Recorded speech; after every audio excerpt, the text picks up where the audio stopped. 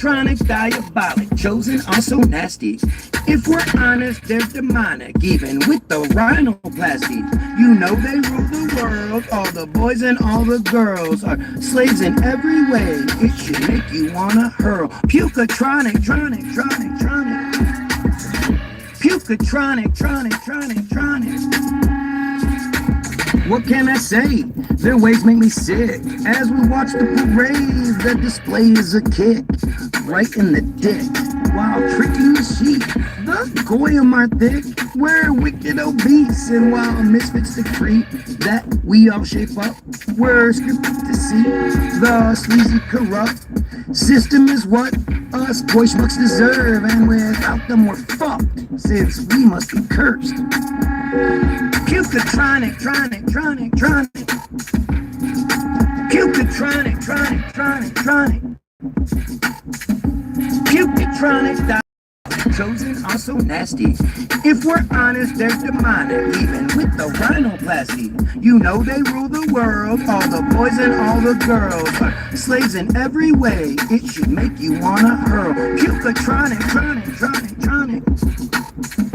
Puketronic, tronic, tronic, tronic. If they have the right to defend themselves, why doesn't everyone else?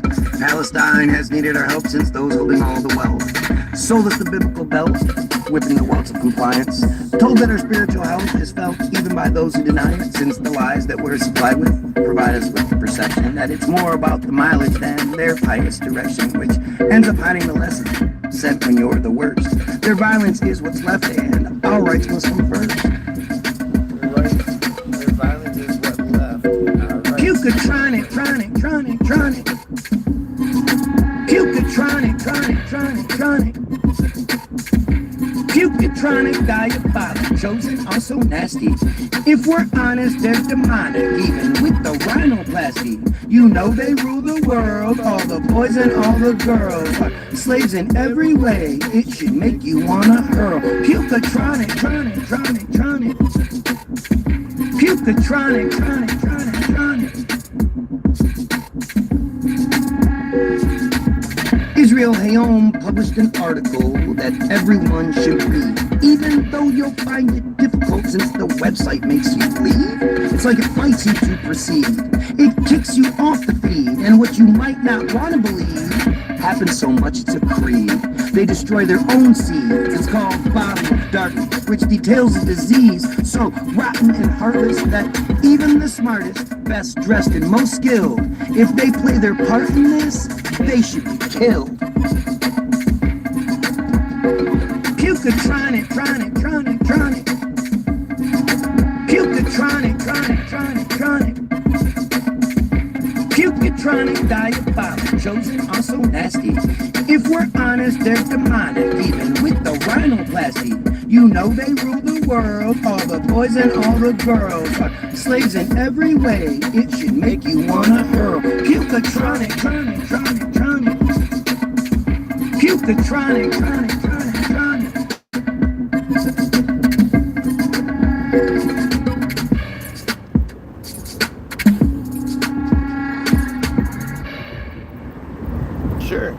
Sure thing.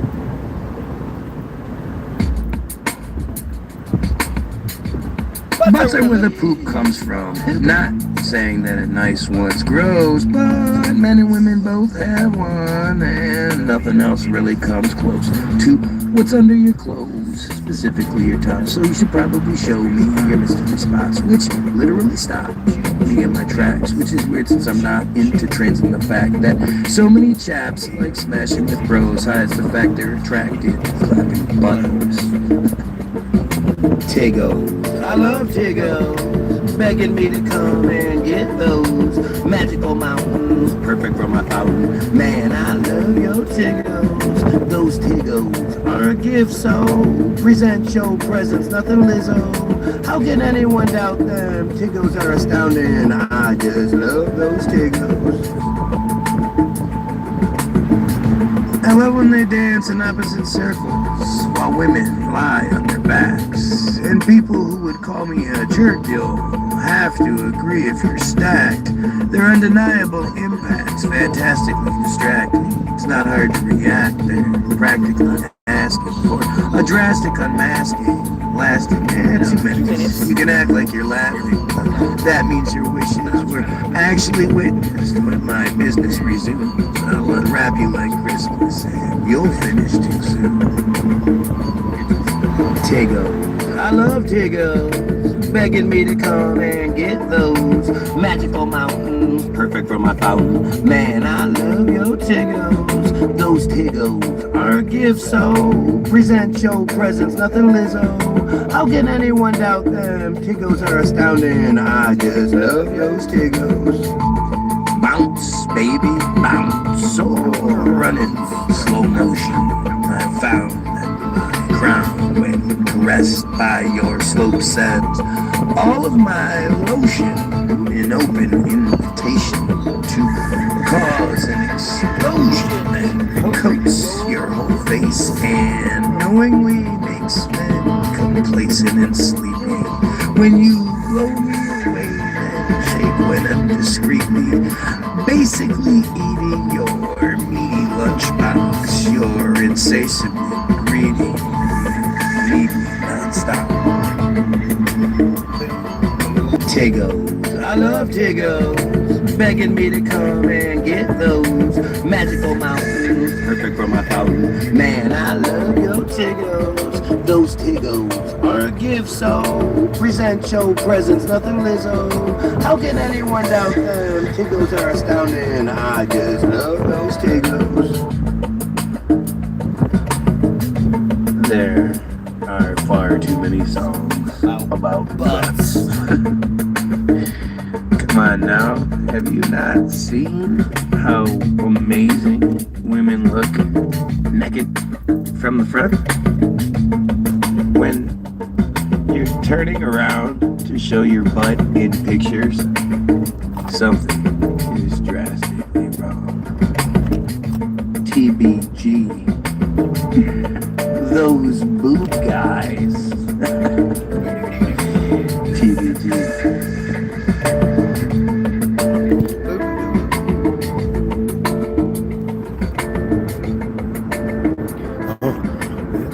The piece of shit Fryer calls me creepy. Yeah, that says a lot. Again, music is made to sound like nails on the top. Hey yo, I'd like to make 6 million pieces. I think it would take. It's as ridiculous as their metzitzia to think I can successfully make 6 million of anything. Fake stories are all that one has if they tell you that someone can make 6 million of something. And look into their eyes while you ask for an answer to the simplest question. If the narrative's lost in the math, is the truth just the winner's invention? Is they believe lies just another extension? Bridging the gaps of illusion, keeping our class in detention ensures the constant state of confusion. The math just isn't mathing, so you're lying. You act just like you're grasping bottled lightning, while the last ones who are laughing push the pie thing, attacking anyone who's asking or denying. The pizza is the gate to the surprising, keeping you in faith while they're supplying. The reason it's all fake, they're compromising. The math just doesn't match straight, so they're lying.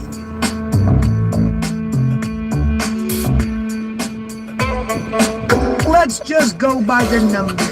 Awaken from your slumber like mushrooms to a plumber. You need to grow up. You know you would like lumber. Choose wicked smart over dumber. The juice inside the tumbler puts the poison in the cup. But let's just get back to what I was trying to figure out. Their story's so corrupt, it should only lead to doubt, since cooking a pizza takes about 5 minutes. So it's weird because 30 million minutes amounts to 57 friggin' years.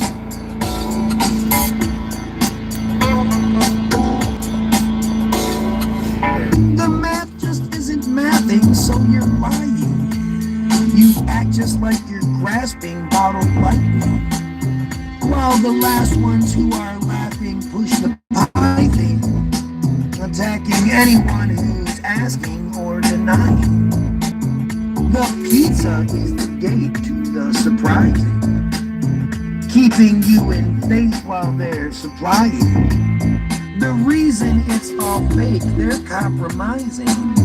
The math just doesn't master it, so they're lying.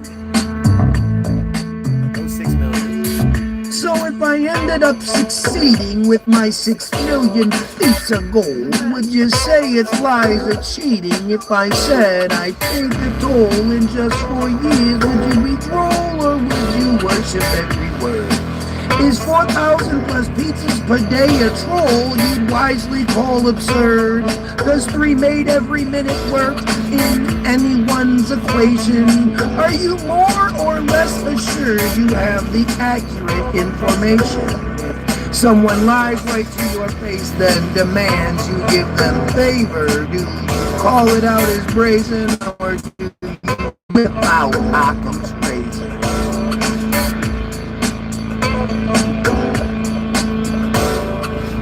This is just about pizza and math. I don't know why anybody would think there's anything more going on here. Come on, it's just pizza and math. You know, whatever gates you go through to get your answers, that's on you. But TBG is just talking about pizza and math. TBG.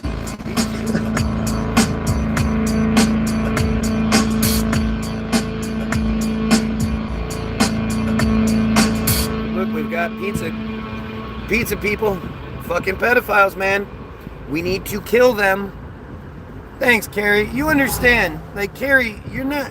Carrie says to me, you know, she sort of understands the thing about the Zionists, but really doesn't like that I say the friars in general. Which she doesn't understand. Over you, and the Zionists aren't the ones that, I mean, the Zionists, everything doing everything you're told to is chosen is themish, is Zionist. But, you know, this is way worse than Zionist. When we're talking about raping 3-year-old girls and then calling them your wife, that is not, you know, that's not okay in any sort of way. There's nothing okay about that. TBT, pizza men. Apparently make this seem so scary. We are you have to understand, we're talking about a disgusting cult. Just because some might be nice to your face doesn't mean they're good people. And you don't see any, not any of them, not one, not any of them are out here demanding that the children stop being raped, that metzitzia be eliminated. And you don't know no better. I said you dumb like that. And you're as sharp as mild cheddar. You dumb like that. And you'll never should say never. Since you dumb like that. And you don't know no better. Because you dumb like that. And you don't know no better. I said you dumb like that. You're like a vegan dressed in leather. You dumb like that. And you never should say never. Since you is dumb like that. And you just don't know no better. Showed an obvious genocide by those who deny they cause it. And show is no judge by those hiding like an ostrich, homegrown on their insecticide. The lies that we're accosted by are only half the size, like guys who brag their sausage is the kind that make you cautious, providing truth that hurts. But it's no surprise that you get nauseous when you either just asserts the rise in discussing worth and ensures increasing value, like the horizon of the earth always never seems to fail to work its way out of the mailroom and Sailor Moon up to eye level. We should certainly know who rides the rail to ride the devil, that the Zionists all peddle as the bed you'll have to lie in. If you try to test their metal, then your head will find a lion, since we're bred to be the Brian to these crying, whiny Peters, who instead of compromising are annihilating eaters. They're prize-winning deceivers, beaters of women and children, and if you put eyes on these cheaters, they'll fly their planes into your building.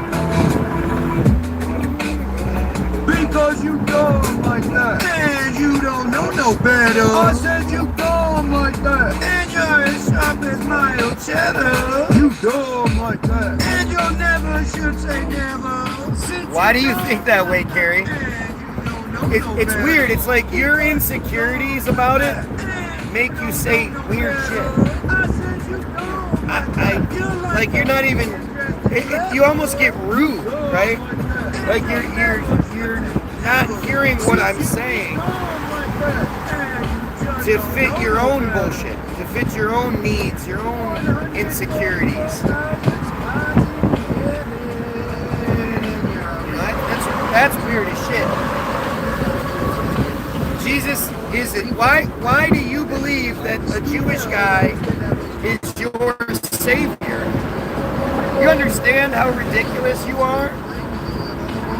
They have you completely so backwards that you think that we can't fix it. We need a Jewish guy, a Jewish zombie to come back.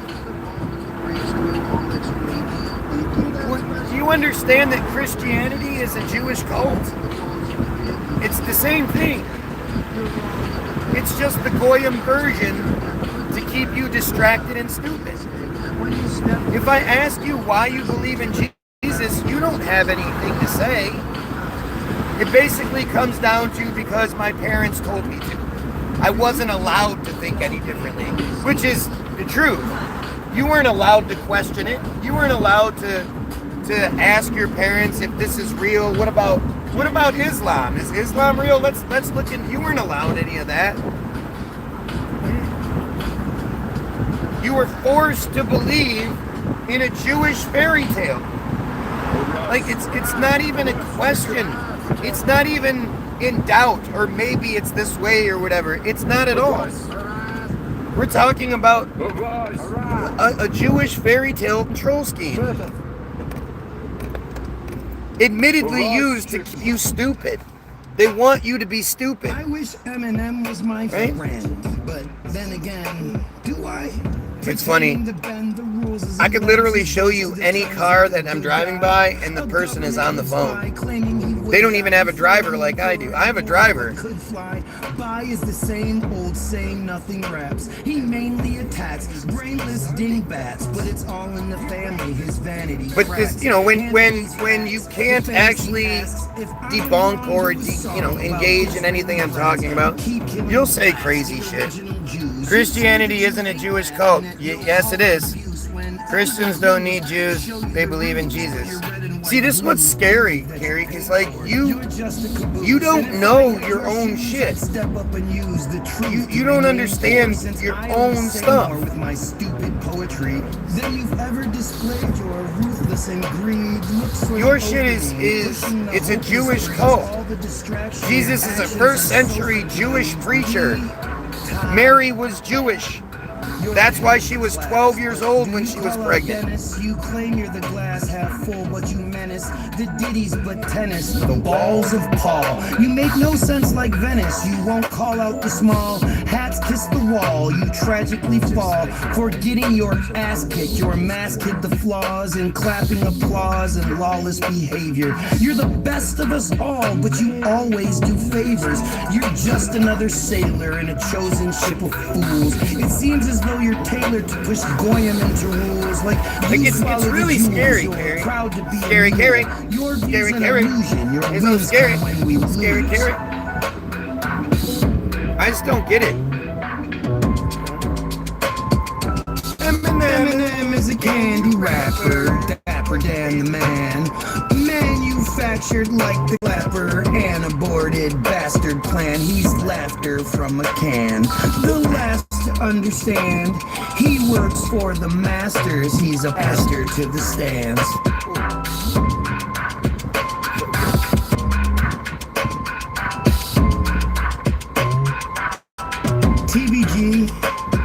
especially the guy from TBG, especially the what the fuck is that song?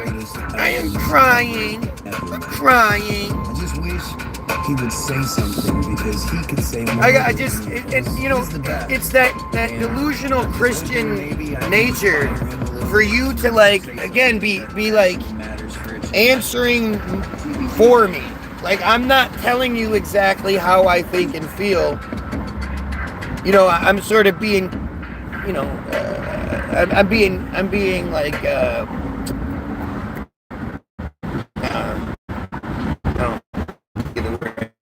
hiding what I'm saying. I'm not 100% certain about what I'm saying, and you guys are gonna answer for me. Like it's really fucking weird. Jesus is not real even a little bit. It's a bunch of shit. A friend with breasts and all the rest. A friend who's dressed shit.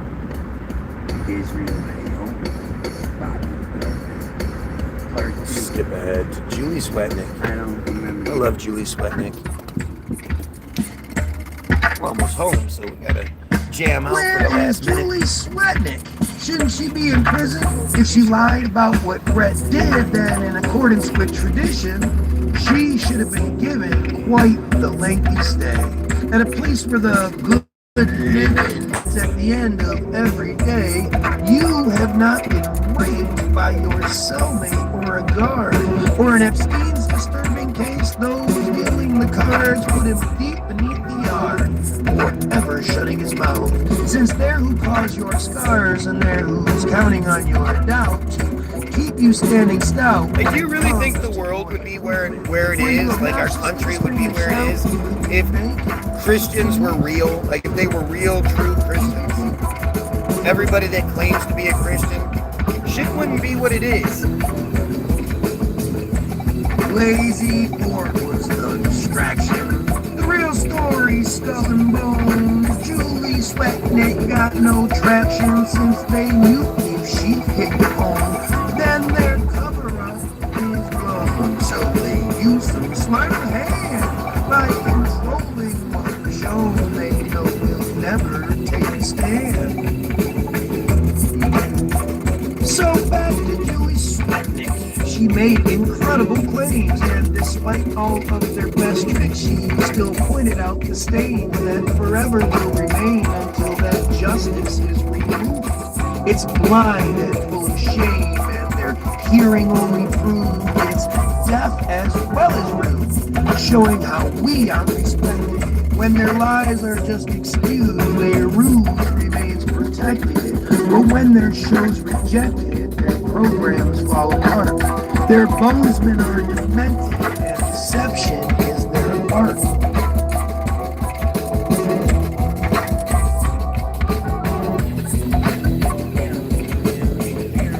Lazy pork was the distraction. The real story, skull and bones. Julie Swetnick got no traction since they knew if she hit home, then their cover-up is blown. So they used some sleight of hand by controlling what was shown. They know will never take a stand. You understand? Okay, so when you say not all Jews, do you know what you're talking about? Is this one? This is, I don't mean to be mean, right? But do you actually know what you're talking about? Or do you just sort of say things that maybe you heard somebody else say, or maybe it's just comfortable? Do you not understand what Jewish beliefs are? This isn't this isn't some mystery. This isn't some you have to have all the right connections to be able to get the answers, right?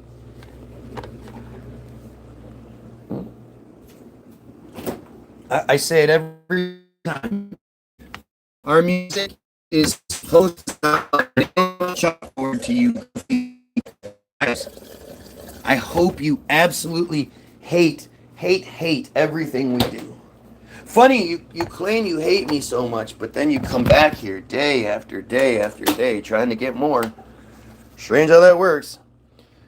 I learned it from a Catholic theologian. What did you learn? What part? What's happening? What's happening?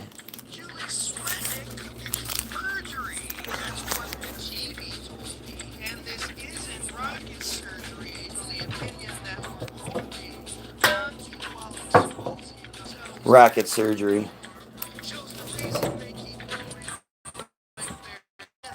Oh. Must be talking to his girl. No. Oh, his other girl. Baby.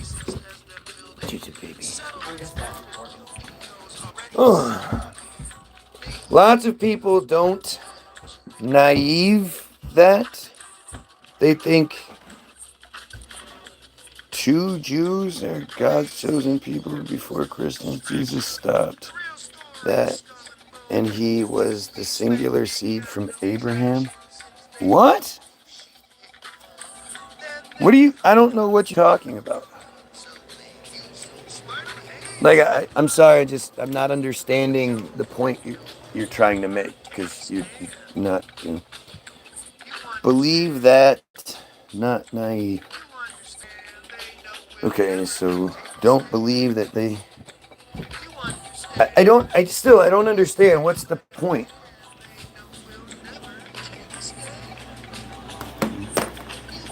Do you understand that they believe that raping children is okay? I'm not convinced. I can't just choose to become convinced, but I would think God could convince me, but for some reason he doesn't do anything. Right, exactly. Exactly. Or for some reason you have to ask the right way. But see, this is all like it all plays on ignorance and selfishness. You know, how dare you act like God pays attention to you, but continuously ignores the children? You know, ignores the children being raped by clergy of all people. Like, where does that even, how does that work out? How are you so distracted by their shit? I don't get it. Oh man, don't talk to Ken. Seriously, save your fucking breath. Ken is as dumb as it. Like, there really isn't too many people that are as consistently like stupid as Ken. Don't think, just take orders. That's what the Bible teaches. Right. And it also teaches you to be okay with your stuff being taken and given to Jews.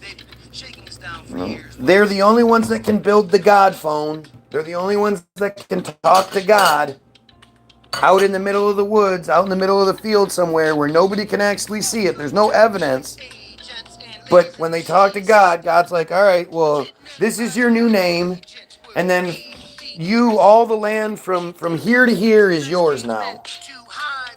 And then they just go into the town or whatever, and they're like, oh yeah, I built the God phone, and God said all of this land is mine, so I'm going to live in the big house, and you guys all pay me taxes now. And everybody was like, yeah, okay, that sounds good.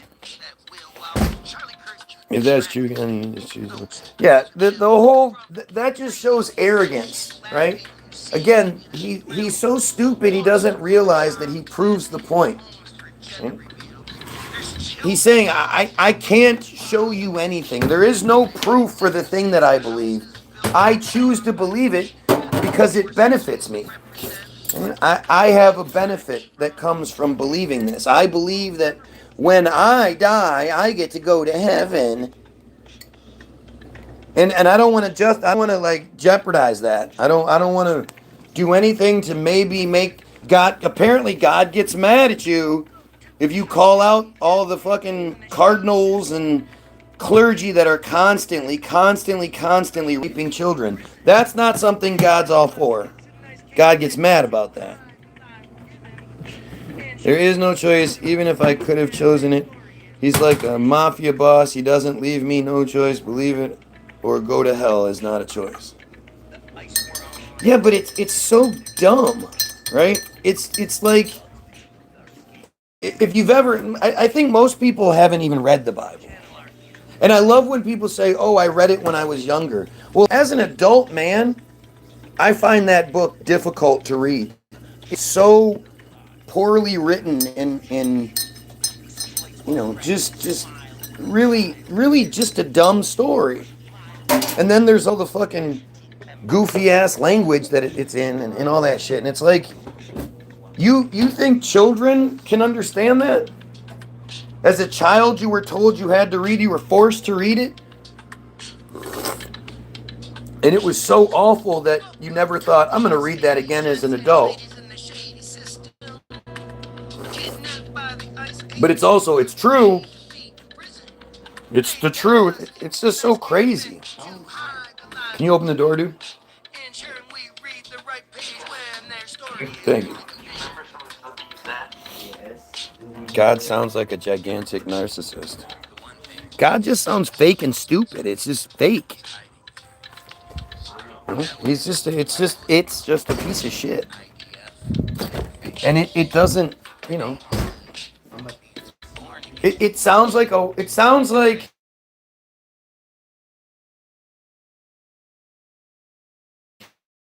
wrote this shit. You would think God would be like, hey, anything you can do. Like, why would God need you to pray to it? Why does God need your praise? God's so insecure that it's sitting around going, why aren't you praising me?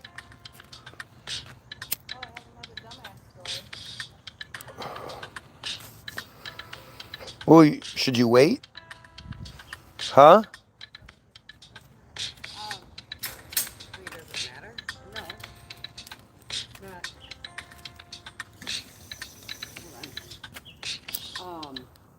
So the two little kids, the only ones that will actually work for him. Yeah.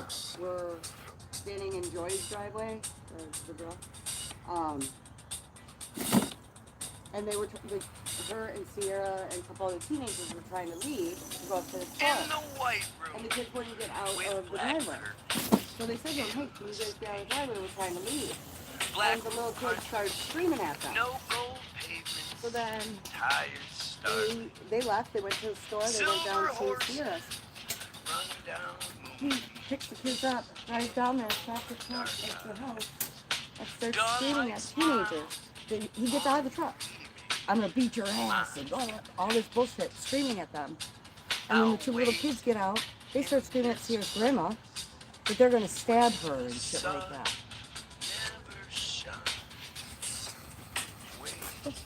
Not my chair. Oh, this is our neighborhood. Carrie, it's desperation. Right? It's they can't argue what I'm saying, so they're trying to hurt my feelings and talk shit, but give a fuck. Here, look at this. You're Y-O-U-R, a heretic, a fallen angel, a demon to deceive us. Like, I love when people give me that kind of credit, right? Basically, I'm so awesome at this. I couldn't possibly just be a human smarter than that. I'm a demon, a fallen angel, and all this bullshit. And of course, your God doesn't do anything about it, huh? Like, this is how it works. Because you can't argue any of the points. You just start going off and saying dumb shit. That's what your book wants you to believe. Everyone that claims it's not real is the enemy. How convenient. Well, like it said, the only unforgivable sin is blasphemy. God will forgive you for raping all the children you can, as long as you repent. But if you start questioning things, if you say, hey, I don't think I believe this doesn't make any sense, I sure would like some sort of tangible proof, that's unforgivable. God doesn't forgive that. Look at how stupid this person is. Liberalism, veganism, and autism, all the same exact thing with different names. Like, that's how stupid this guy is. A white dude with a tiny dick who apparently likes to kill things. Oh, I like killing things. That makes me feel like a real man. I like to kill defenseless things with high-powered weapons. And then I call myself a hunter. I like to spread around the scent of the female deer so the male deers come running for some pussy. Like, what the fuck? And then I hide in a camouflage thing I call a blind. And I use a high-powered weapon to shoot them. And then, after I cut the head off, and I put it on my wall. I'm cool. I'm cool. Ken is a man. He's not just a man. He's insane. He's fucking insane. And again, I wouldn't even bother wasting time with him. Like, I'm not telling you who or what to do, whatever, you know. But as far as in this conversation, in the chat, Ken is a waste of time. He doesn't even know how to, like, you know, properly respond to things and shit. He's just crazy.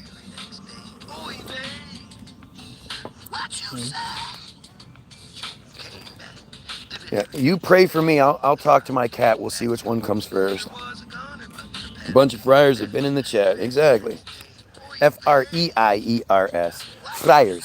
You have to say friars.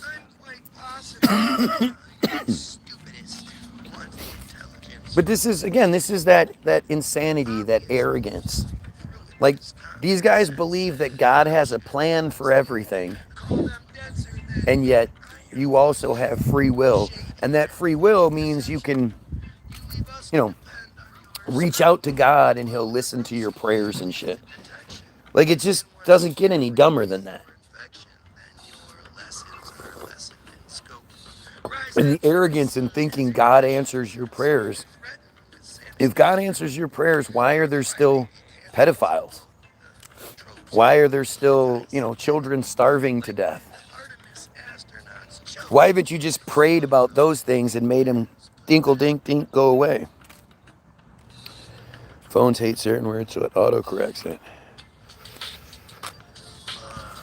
Not if you do it enough. If you type it in, F-R-E-I-E-R-S, and then when it's sitting there above your keyboard and you click on it, that adds it to the thing. It'll remember it, won't correct it anymore. Joe Friedman. Maybe he's a special guy with a special point of view, or is a cult or a flag. You can't just read the gospel and talk to God your own way. Thank him for life. This is how stupid they are. You know, this is just how stupid they are.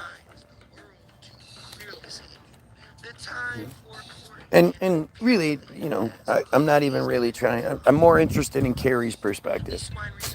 Because Carrie, you know, she's a great example of this, of a great person who has been completely manipulated. Completely tricked. You know, it's a trick. You know, there's nothing legitimate, real. What's up, Stephanie? There's nothing real about it. It's all there. It's a manipulation designed to keep you stupid and keep them in control. You know, if I would have told you 10 years ago, 5 years ago, that Israel, that the United States, that Trump was going to merge the militaries of Israel and the United States, and you know, I mean, everything that's happening today sounds like this stuff that, you know, we used to say, and they, that's conspiracy theory. You're a conspiracy theorist. Now it's all fucking true. Right? Now it's all true. These sick fucking friars, man, they are sick. And because their sickness is getting exposed, and they're trying to get us to focus on anything. You know, they know that they can't. The distractions are running dry, and so they need to keep coming up with something. And what works for them the best is giving us the bad shit.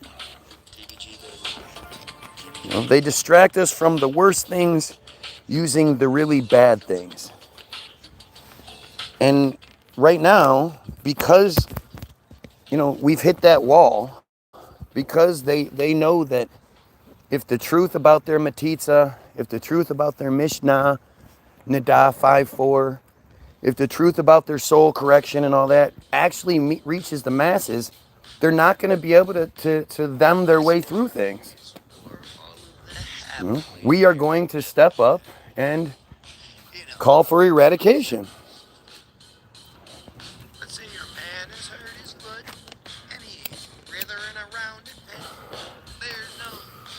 If your last name is Friedman, I don't give a fuck what you say. I don't want your support. You know?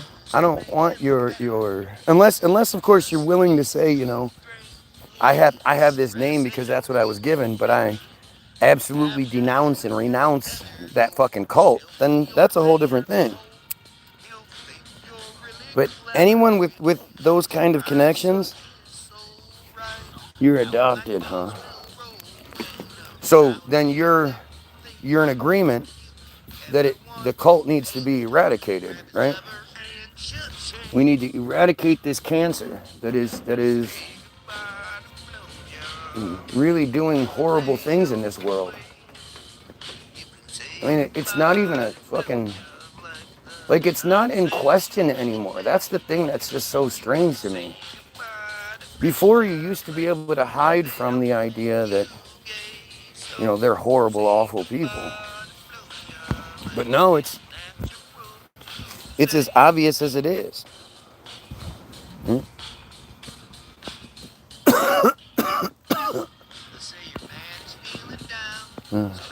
Let's post them. How crazy that they don't report the tunnels. Right. What about the 71 girls and their chaperones that emerged from the tunnels like 2 months ago? That story just disappears. And yet their stories of the fake tunnels, the Hamas tunnels and the Hezbollah tunnels and all that shit, those stories never get shown to be true.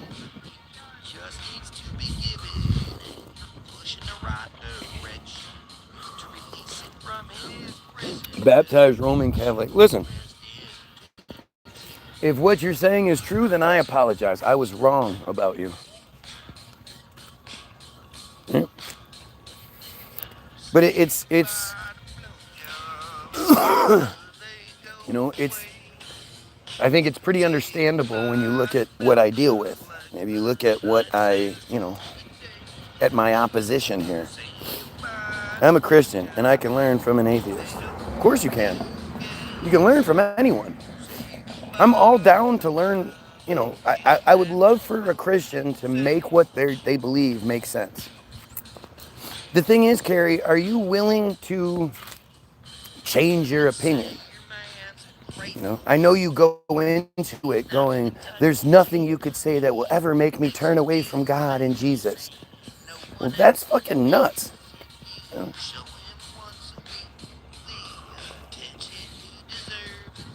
I'm open to the idea that if you were to say the right thing, I would believe in Jesus. I could believe in it. Fine. If you can show me that shit is real, then I'll believe it. You know, I'm not someone who is so stuck and stubborn that, you know, I'll ignore evidence to maintain my point of view. While you gotta fix yours there, bud. I saw Jesus when you saw Jesus, huh? How did you see Jesus? I mean, that's the only thing you ever hear. Somebody's either in a life or death situation where their brain is, you know, getting them through what it is, or they've taken a lot of drugs. That's the only time Jesus seems to show up.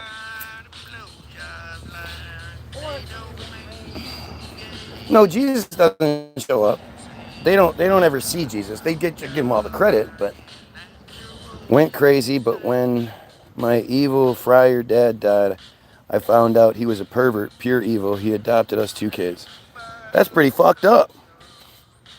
While we are still holding on to an ancient book written by many unknown authors, and especially the atrocious things. Yeah, well, I mean, the reason why everyone is a Christian is because Christians call Jews God's chosen people. And you're much less likely to call something out if it might affect your eternal salvation. Do I call out this thing in my life? And yeah, it's the right thing to do, but it might damn me to go to hell for all of eternity because God loves me so much.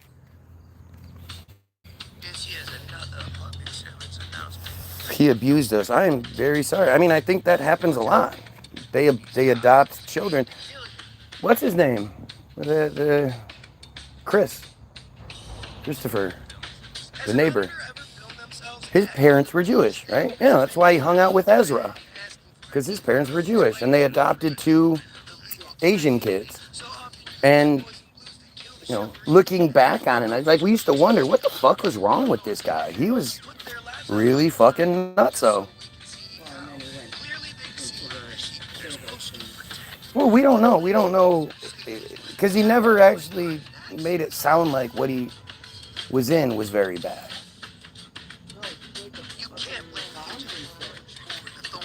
That's right. He never saw anything. Well, who knows?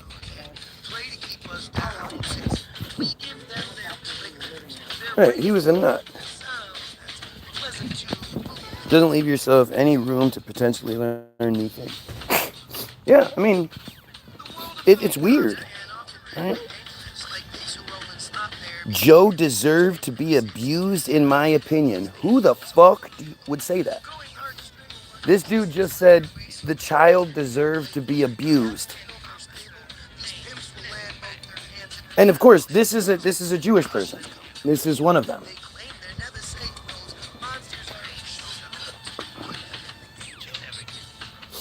I mean, who says things like that? Even if we're in some sort of shit conversation or talking, who says, oh, you were abused as a child? Oh, you deserved it. An adopted child deserves to be abused. Jesus shows up every day. You just don't know how to look for him, dude. Right. That's what it is. So Jesus is showing, I just don't know how to look for him.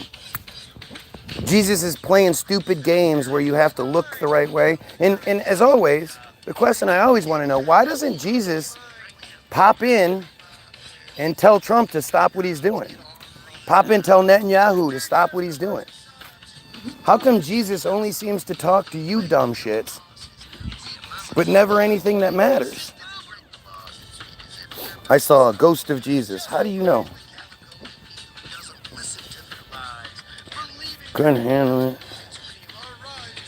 What do you think of Hitler? An actor playing a role, a Jewish guy. His mother was Jewish. The Hitler narrative is as goofy as it gets. It's fake, start to finish. Even his supposed death, it's fake.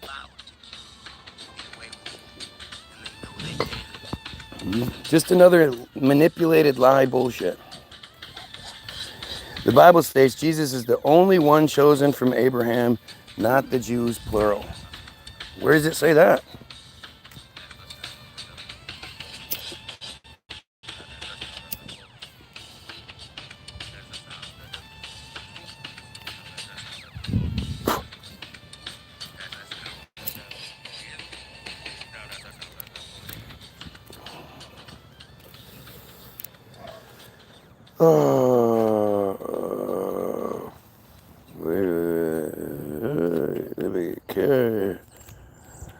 God loves you enough to give you free will. What? I mean, this is so stupid. It's weird to have these conversations with these people because they can't even speak like normal adults. It's just such a strange bunch of shit. And it's all so self-defeating. You can't have free will and God's plan. It doesn't work that way. How could God possibly plan for things if we have the ability to willy-nilly change it as we go? I read the KJV. Right. Do you know where it comes from? Have you done the deep dive into the KJV? Jesus healed you at least 5 times in your life. Do you know how crazy you sound? Right? I forget, but it's true. I learned it from a Catholic theologian. How do you know it's true? Because that guy said so.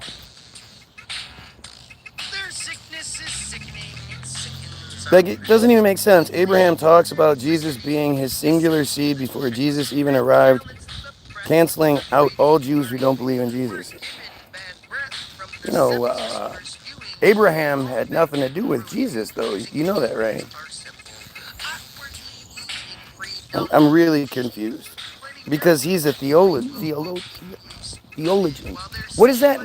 Again, why does that give him any credibility? He's a liar. When you give somebody that power over you, well, he's this, so he must be telling the truth. Why?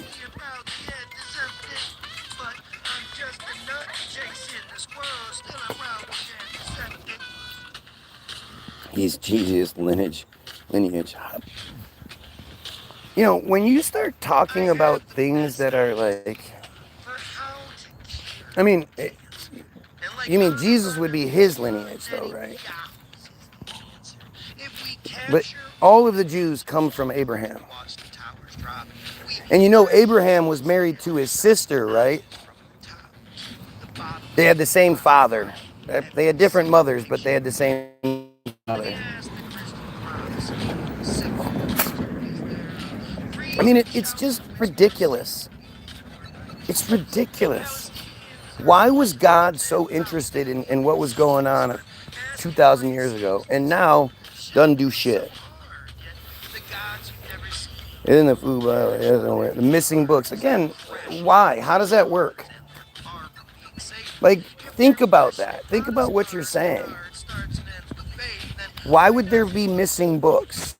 Why, we're talking about the Bible and God's this, that, and the other. Why would it be anything other than cut and dry? Why is the Bible written so confusingly?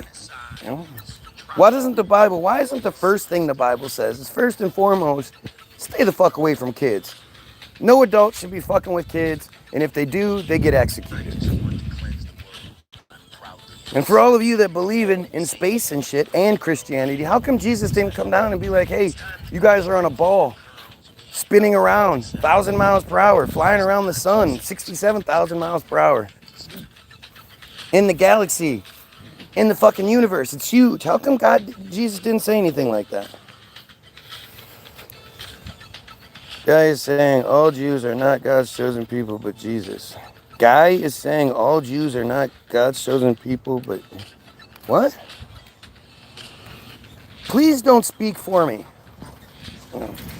You don't have the ability to speak for me, and I don't have any problem speaking for myself. I'm pretty direct. I'm pretty cut and dry about what I'm fucking saying. Because the Bible got modified in history and many councils were made to decide what to keep inside the Bible. But why do you even believe in that part? Unknowingly, you are saying that, yeah. No, I'm not. Again, the level of insecurity it takes, the lack of, and in order to make yourself feel better, you'll just say crazy shit. Like, Jesus is not real. The idea of God's chosen people and all that shit, it's all just fake bullshit.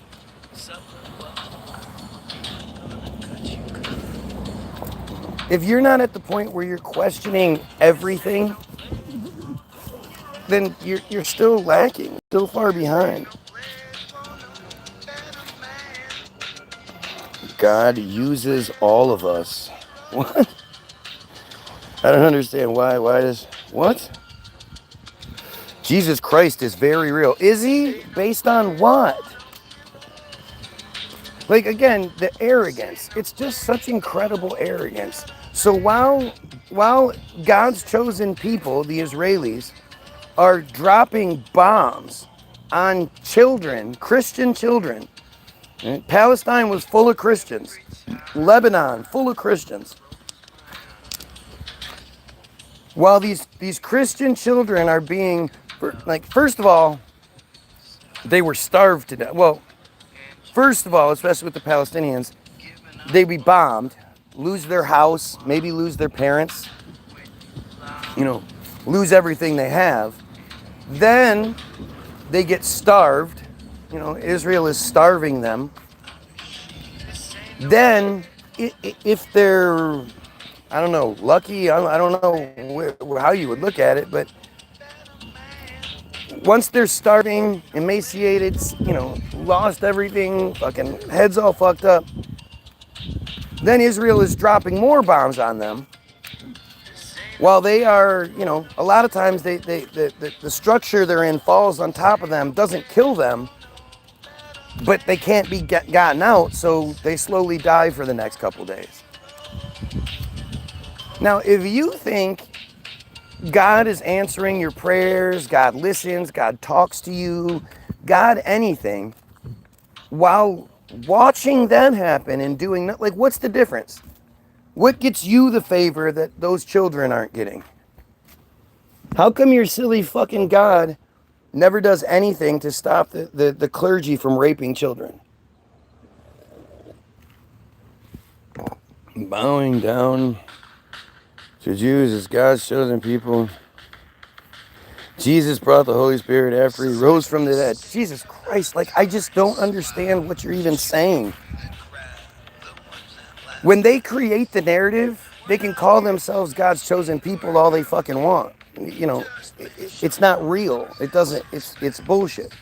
According to the belief structure, according to your belief structure, they are God's chosen people, right? Again, I don't understand why you keep trying to speak for me to make yourself feel better. But, you're saying shit. I'm not saying the things you're saying.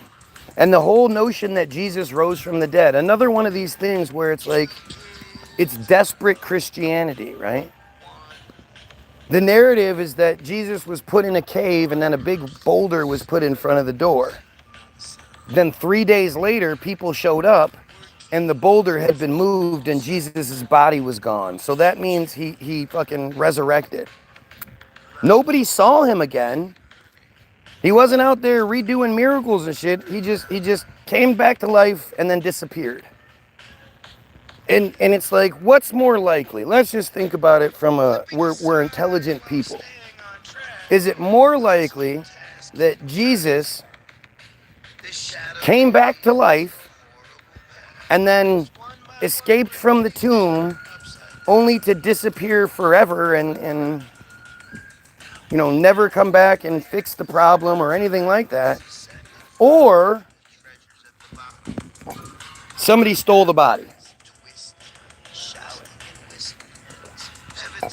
I mean, granted, none of it's true to begin with. There was no Jesus dying in the boulder. None of that shit's real. But say you think something is real, is it more likely that Jesus came back to life and then didn't do shit, or that somebody stole the body?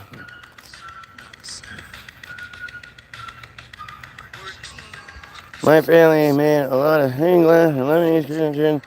Many near the border with Israel got destroyed. Sacrificed for their god Moloch. I mean, I think all that shit is just, cover. It's just fantasy to get you looking in the wrong direction. Moloch is the goddess. Anyway, I think the devil lied to some of the people in the Bible, and Jesus knew it too. That's why he came and didn't stone Mary to death. Has anyone holding a camera ever attacked a cop? Guys brought your people's attention about Zionism and the Christians who don't know any better with Abraham's singular seed from the Old Testament to the New. So basically, you're saying some dude, I assume maybe this is a dude you have a relationship with, I don't know. But some dude is the authority and you're just going to go with that based on, you can't prove it. You can't say, oh, well, here, check out. Like, if you ask me, why do you think the friars rape children? I'm going to go, oh, yeah, Mishnah Nada 5:4. Let me read it to you. Let me show you what metzitzia pay. Let me explain what metzitzia pay is.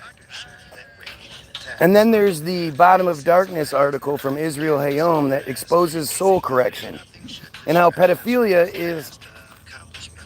is so much a part of their cult beliefs that they can't actually eradicate it. You know, acknowledging the horrors of what they believe fucks with they have an existential need to deny it because their whole belief structure would crumble. Why did we even need the sacrifice if God knew in advance what was about to happen? It makes no sense. Right. Occam's razor. The Gospel of Barnabas. Jesus sensed betrayal in Judas. Judas was about to arrest him. Then Jesus lay hands on him, and Judas was transformed into his exact image. Then Judas was crucified. What the fuck? I mean, it's just fucking crazy.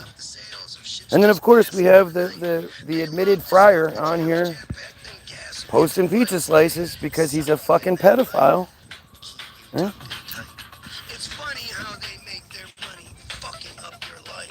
I mean, it's just so silly.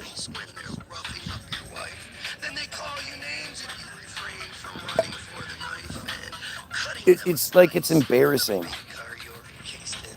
Right? It's embarrassing. And it's like it's just so stupid. It's not like it makes sense. It's why it requires so much faith, because there's no reality behind it. You can find there, but he is God. I mean, again, it's so stupid. You know, one of those points people love to well, interestingly, we have Carrie on here. Carrie is trying to teach, right? Trying to have authority in this situation. Carrie doesn't like 1 Timothy 2:12. She doesn't accept that position because it's disgusting. But it's like, where do you draw that line, Carrie? Do you know what Bible verses and shit like that do you go, I don't like this, so I'm still going to believe it, but I'm going to ignore that. 1 Timothy 2:12 says, I permit no woman to teach or have authority over a man. She is to keep silent. Do you support that? That's an idea of a good thing to you?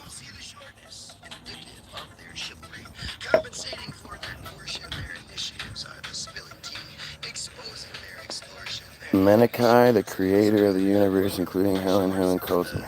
See, again, you're just getting silly. It's all Jewish fairy tale, literally. It's all Jewish fairy tale that tells you need to believe this.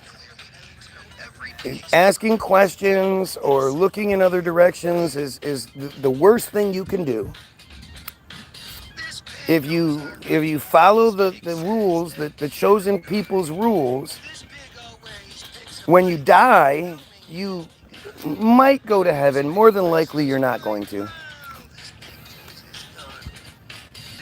And you know, and you guys all just buy it. Like it's fucking weird. To teach in the church. Well, what's a church? You know, a church is anywhere where we are, you know, gathering together to commune. Right? As a priest, women aren't allowed to be priests. The Bible says to even evangelize to the ends of the earth looking, including women. Yeah, it's very contradictory, is what it is. I permit no woman to teach or have authority over a man. She is to keep silent. I mean, it's like, you can't actually, and the other thing is, like I say, you're not going to heaven. Carrie, you're going to hell, right? You had sex before you were married. Absolutely, you did. So you're going to hell. You had sex after that first time for reasons outside of procreation. Having sex for the fun of it, you're going to hell. You drink. I don't know if you have tattoos, but you might have tattoos. Okay. I mean, I can't. The reason why the world is evil. Like, what crazy kind of shit is that? Beans have been spilled. There's no gathering back in the pod. No pretending that the secret was never spoken. What was hidden has entered the light, and now gnomes are on the run. The devil. I mean, it's just so weird. Am I supposed to cancel out evangelizing because I'm a woman now? I'm not supposed to get rid of Jesus, but I don't have authority like Catholic priests who can absolve sins. You're adding way more details to it to fit your narrative. It says you need to just shut the fuck up. That's what it says. Women are to just shut the fuck up. But as far as evangelizing, you don't even know your own shit. You're saying that some guy said something and you trust that what he said.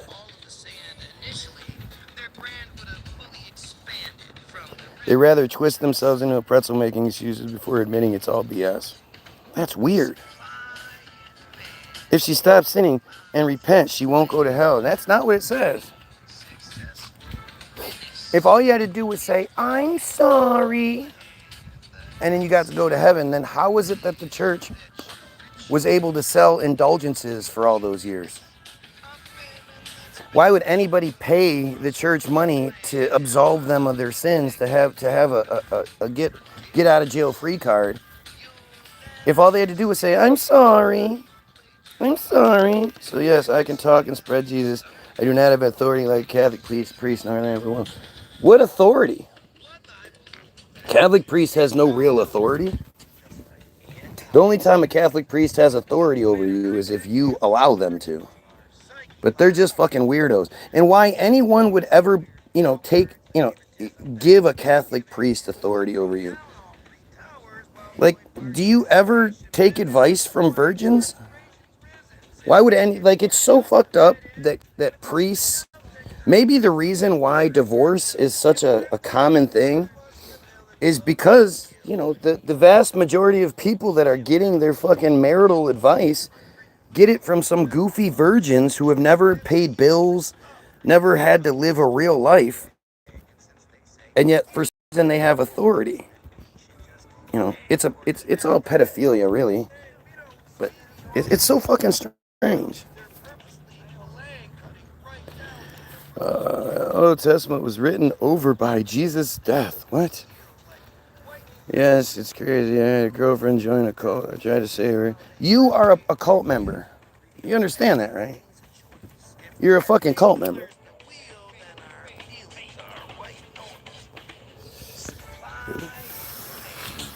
Jesus changed it so women are free too. Oh, did he? Did he change it? Priests who preach to the congregation turn bread and wine into Jesus' body and blood. Women in the Catholic Church and everything. You do know that the priests can't do that either, right? Like, this is where it just gets fucking weird. Like, I like you, so I try not to be mean, but you understand how psychotic it is to believe that shit to begin with?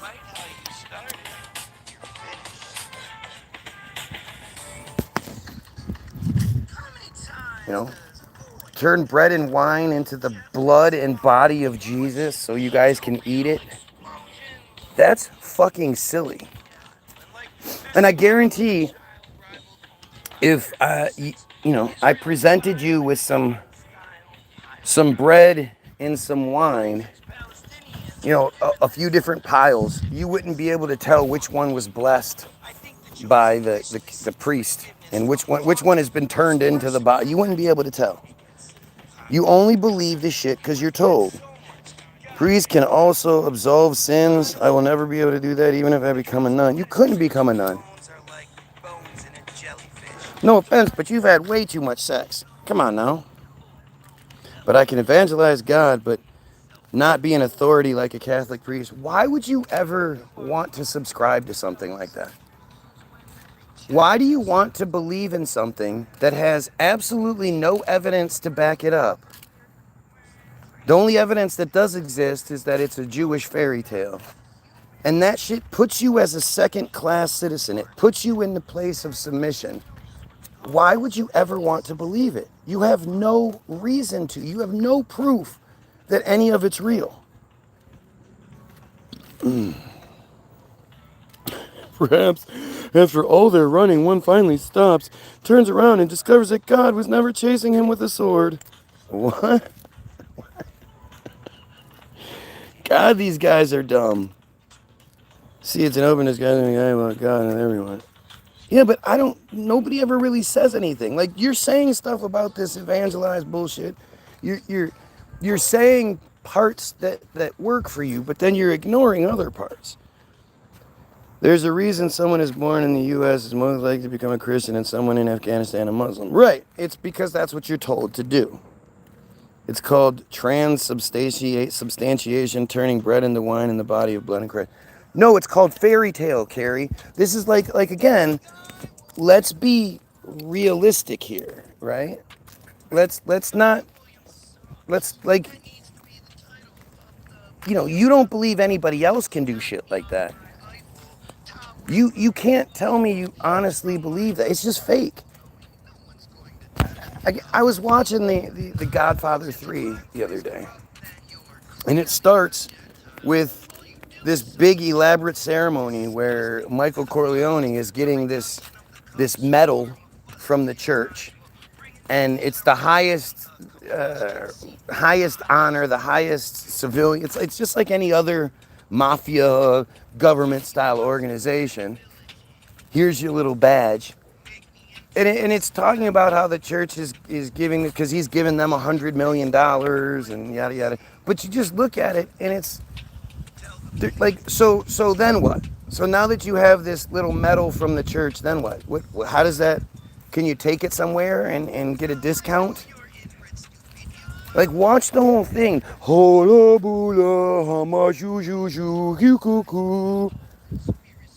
You're in this fucking weird room that is Tartarian and can't be explained by today's anything.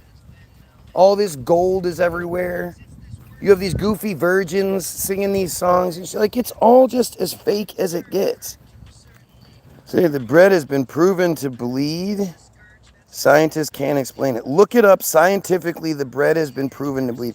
Carrie, that is dumb as fuck. You can't just say some shit like, look it up.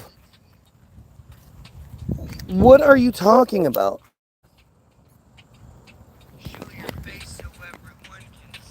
I mean, if this is the case, really, don't you think if there was an instance where scientifically the blood, or the bread that had been transubstantiated into Jesus's body started bleeding, don't you think that would be everywhere? Don't you think that would everybody, all the Christians who could finally be, look, we actually have some evidence. For the first time, we have a little bit of evidence. Look, don't you think that would be, why would it be some hidden bullshit?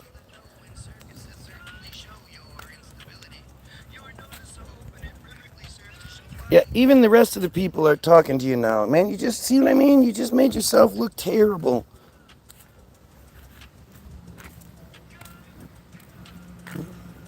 It's fucking stupid. And the fact is that you're pretending to eat another human being's body and drink their blood. You wouldn't do that or accept that in any other circumstances. If anybody else talked about it, you'd be like, oh, that's fucking weird. No way.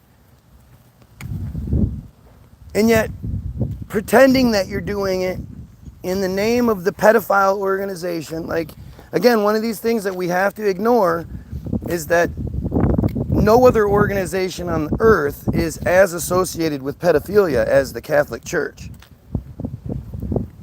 Amazing how your God is just so, doesn't care. Catholicism has been alive from the very beginning. Jesus never founded a state-run religion. Researchers studying the phenomenon have proposed that the bleeding of consecrated Christian bread is caused by an extremely rare biochemical process triggered during consecration. God's humility, that's why not everyone sees him. What? God's humility? God demands that you go to church every week, giving 10% of your hard-earned money to the church in his name. Demands that penises get cut at birth, that we mutilate our little boys at birth. Also, God can show us rainbows, promising that he'll never destroy the earth again as long as the Jews keep circumcising. And you want to pretend like God's humility exists? By the way, 15 viewers, 6 likes. Let's get those numbers up, people. Although, the more likes I get, the lower my numbers seem to get. So maybe you shouldn't like it.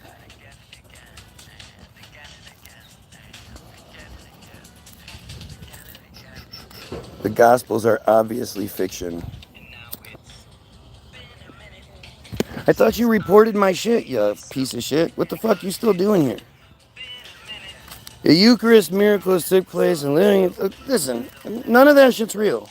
None of it's real. How come none of it's ever filmed? God just wants everybody to have faith. That's the thing. No proof, just faith. Just believe it because somebody told you to. Don't believe that thing that they're saying. They're brown. But believe this thing because somebody said to.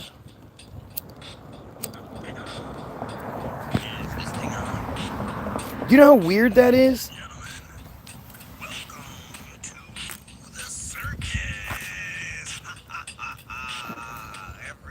Like it's just insane.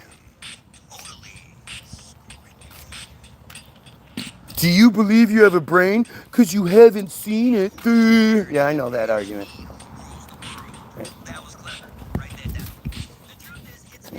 My brain isn't commanding, entire groups of people to do goofy shit, commit wars, overlook pedophilia, all that shit. That's my brain doesn't. That argument is moot here. Did you?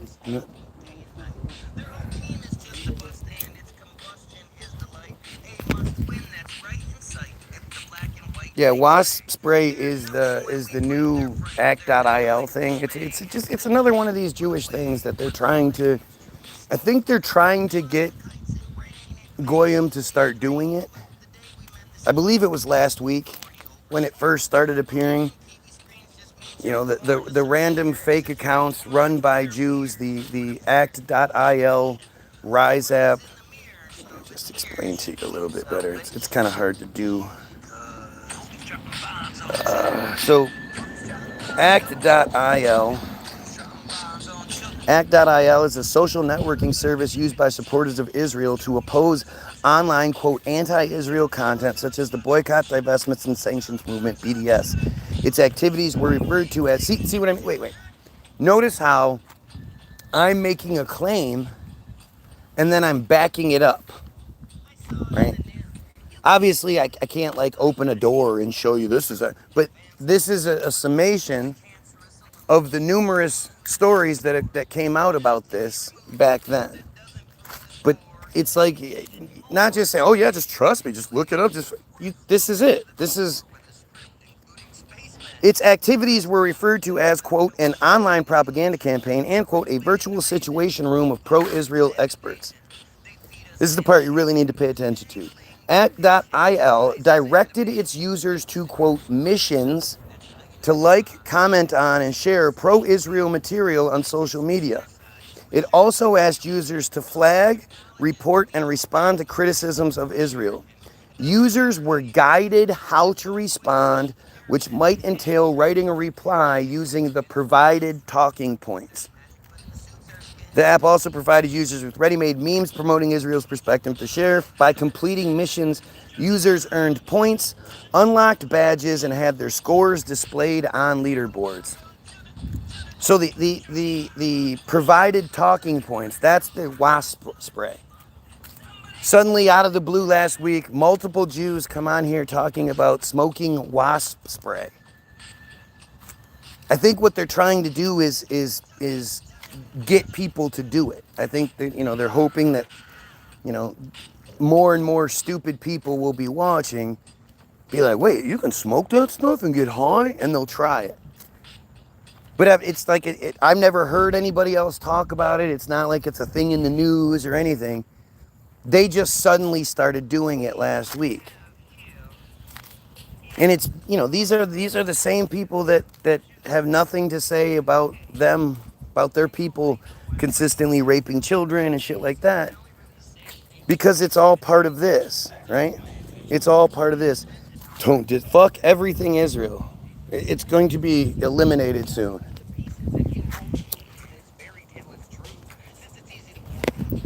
Like I say, you have to eradicate the cancer. You can't just leave little bits of cancer and hope nothing bad happens. You have to eradicate it full out.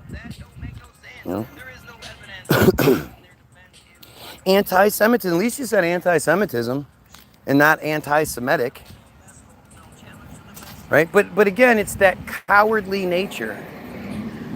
It's that I can't actually engage in this conversation, and so I'm going to report. I'm going to tell on you. It's the tough guys that are only tough when there's IDF soldiers standing behind them with guns and the victims are women and children. It's the same kind of shit. And of course, they're mad because I'm telling you about their thing. They always get mad when you read their stuff. And it's weird. Why would you get mad? Why do you have such an issue with us talking about it? It's because they know. So one of the sources that I use is Sefaria.org. Sefaria is an online open source free content digital library of Jewish scriptural, theological, philosophical, legal, mystical, historical, and ethical texts. It's promoted as the living library of Jewish texts. Right? So you can't hide and say blah blah. That's anti-Semitism. It's their thing. It's their thing. And people need to understand that the only anti-Semitic ones are the ones killing Semitic people. The Semitic people are the Palestinians, are the Lebanese, are the Iranians. These are the Semitic people. And it's why DNA testing is banned in Israel, because the last time they did a big test, it showed that 95% of them didn't have Semitic DNA. They came from Americas, they came from Europe, they came from them crane. Right? It's all really, really obvious. And it's crazy too, because all you have to do is look at their own history. Their own narrative tells you this shit.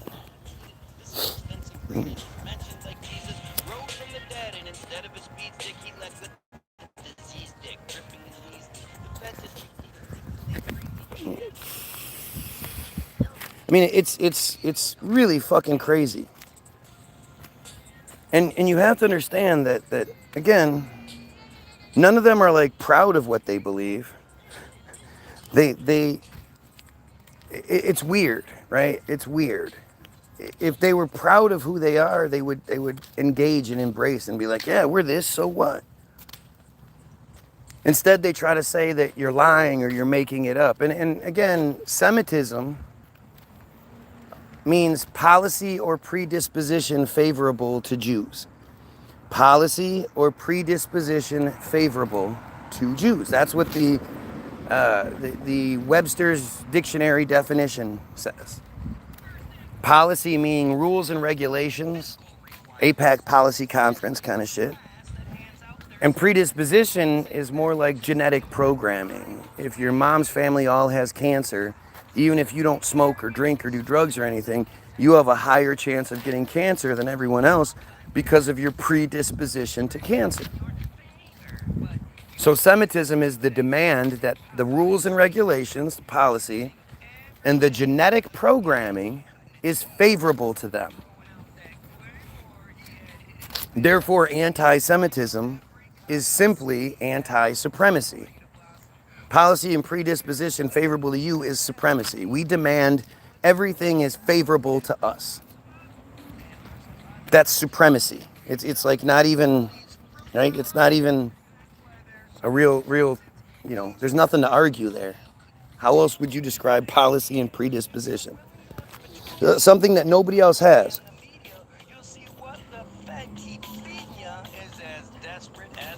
Nobody else has a word that means, policy and predisposition favorable to them.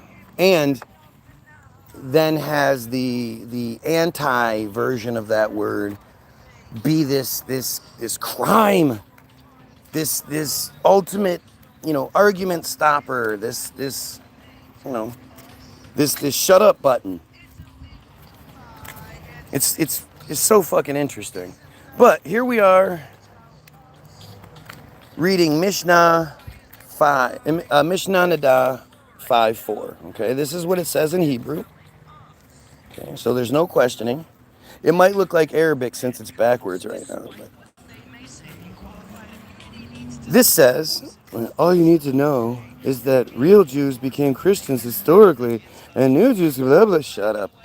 A girl who is 3 years and 1 day old, whose father arranged her betrothal. For those that don't know, betrothal is marriage, is the agreement to marriage. When you're betrothed, it's like your fiance, basically. It's an agreement made between the families of the of both people involved. So the betrothal is the man selects the female that he wants. The price is negotiated, price is paid, betrothal, right? But who father arranged her betrothal is betrothed through intercourse. A girl who is 3 years and 1 day old, whose father arranged her betrothal, is betrothed through intercourse. As the halalchic status of intercourse with her is that of intercourse in all halalchic senses. Meaning ownership takes place. That's what in all halalchic senses means. And in the case where the childless husband of a girl, 3 years and 1 day old, dies, again, think about it. She's 3, 4, 5, 6, 7, 8, 9, 10, 11, 12. Of course, she's childless. They can't have children yet. But the 30, 40, 50, 60, 70-year-old man who has, who is they're betrothed to, can die very easily, right? If his brother, the Yavam, engages in intercourse with her, he acquires her as his wife now. And if she is married, a man other than her husband is liable for engaging in intercourse with her due to violation of the prohibition against intercourse with a married woman. Not child. There's nothing about children, that children are off limits or whatever. It's that, you can't, she belongs to somebody else. Somebody else uses his micropenis on her. You can't put your micropenis in her because somebody else already does. Don't you violate that. That's a strict violation. You could be killed for that kind of violation. Gets better. If the girl is less than that age, younger than 3 years and 1 day, the status of the intercourse with her is not that of intercourse in all halachic senses. No ownership takes place. Rather, it's like placing a finger into the eye. Just as in that case, the eye constricts, sheds tears, and then returns to its original state, so too in a girl younger than 3 years and 1 day old, the hymen returns to its original state. Basically, it's just a wash. Don't worry, you're not responsible for her or anything like that. You know, she's less than 3 years and 1 day. Who's she gonna tell, right? Who's she gonna tell? It's a wash. Nothing about this says if you fuck with a little girl younger than 3 years and 1 day old, you need to kill yourself. If you get away with it, you need to kill yourself. If you get caught, you need to be killed. God doesn't have anything to say about that. Long battery getting low, eating banana and blowing my flute in the street. I hope that's lucrative for you.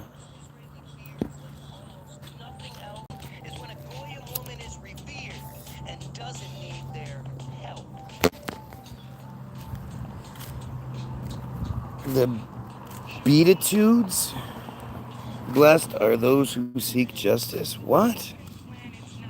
Like, it's weird to me. How does all this shit, like, how does your blind faith in something that undoubtedly you realize is horrible, like, it must, like, trigger some shit in your head to make you sort of short circuit and just say weird things.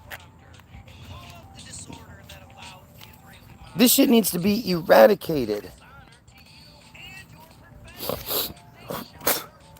In the case of a boy 9 years and 1 day old whose brother had died childless, who engaged in intercourse with his yivama, his brother's widow, the status of the intercourse is that of halachic intercourse, and he acquires her as his wife. But he cannot give her a bill of divorce if he chooses to end the marriage until he reaches majority. And if he engages in bestiality, he disqualifies the animal from being sacrificed upon the altar, and the animal is stoned due to his act. The animal is then put into a pit where they stand around and they throw rocks at it until he dies, or until it dies. You know, because they're so good and moral. This is the foundation of their belief. Everything else comes after this. And yet, you know, nobody wants that. Nobody got immediately booted. Must have been the banana comment. Well, you know how it is. All we're doing is lying. What we say doesn't matter, yada, yada, yada. So, makes sense, right?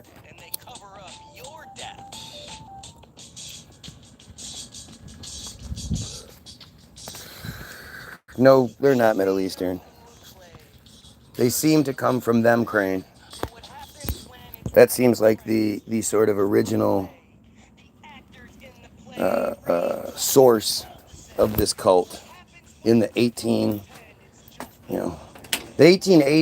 is when it really starts appearing on the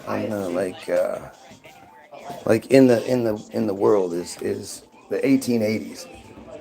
You know, that's the first Aliyah and shit like that. And it's fucking nuts. It's nuts.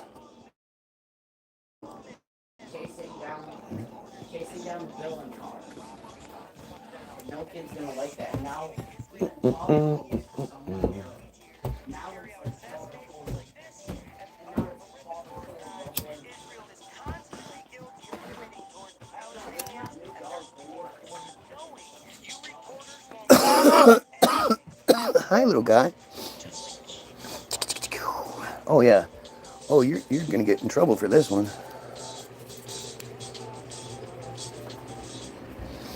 I don't even know what this is.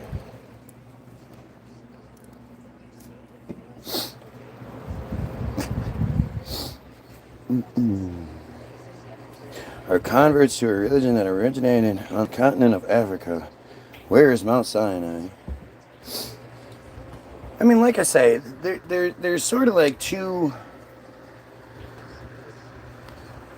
two options here, really. Like, this is one of those real big forks in the road kind of things. Right? Either you're somebody who is at the point where you're questioning all of it, where, you know, you don't believe the history you're told because it's just dumb. You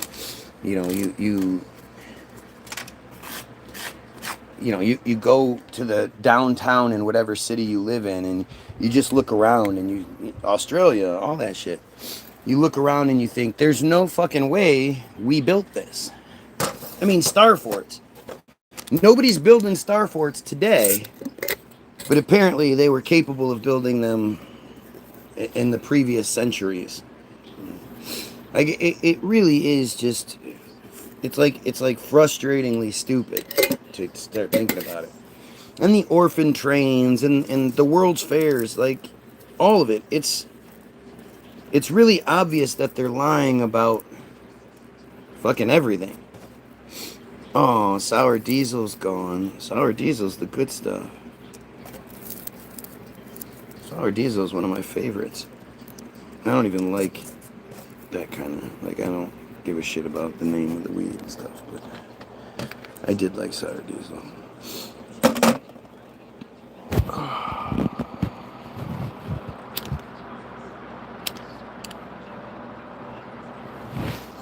You know, I think I can understand. I can't say I understand, but it was basically it's the Bible makes more sense now that we have Chat GPT. Now that they allowed the Goy access to Chat GPT, it makes a lot more sense. Just like how, you know, UFOs made a lot more sense once the government acknowledged that they had stealth aircraft. You know, imagine how many people reported or told people they saw a UFO, a wing-shaped UFO. Their society turned on them. Their family and friends turned on them, calling them crazy, all this other shit. And then suddenly the government in 1989 is like, oh yeah, we have these stealth aircraft. We've had this shit since the 30s, you know, 40s, maybe even the 30s. And really probably a lot longer than that. But you know. And then even more so nowadays with drone technology, right? Drone technology explains a hell of a lot more UFO sightings than before we had access to the technology that's been available. They've had this technology for a long time. We are just finally getting access to it. But the Bible is another one of those things that fits in that category where it makes more sense now that Goyim technology has been allowed to catch up. Let's see. Cool. You know, it's clearly just some goofy ass fairy tale, right?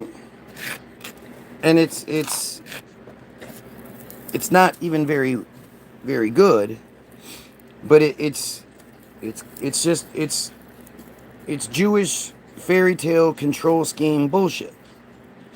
And when you break it down to its simplest form, right? Like it says, if you are a good Goyim who does what your Jewish leadership tells you, doesn't ask too many questions, you know, is okay with what you have, you don't cause too much trouble, theoretically you get to go to heaven when you die. That's your reward.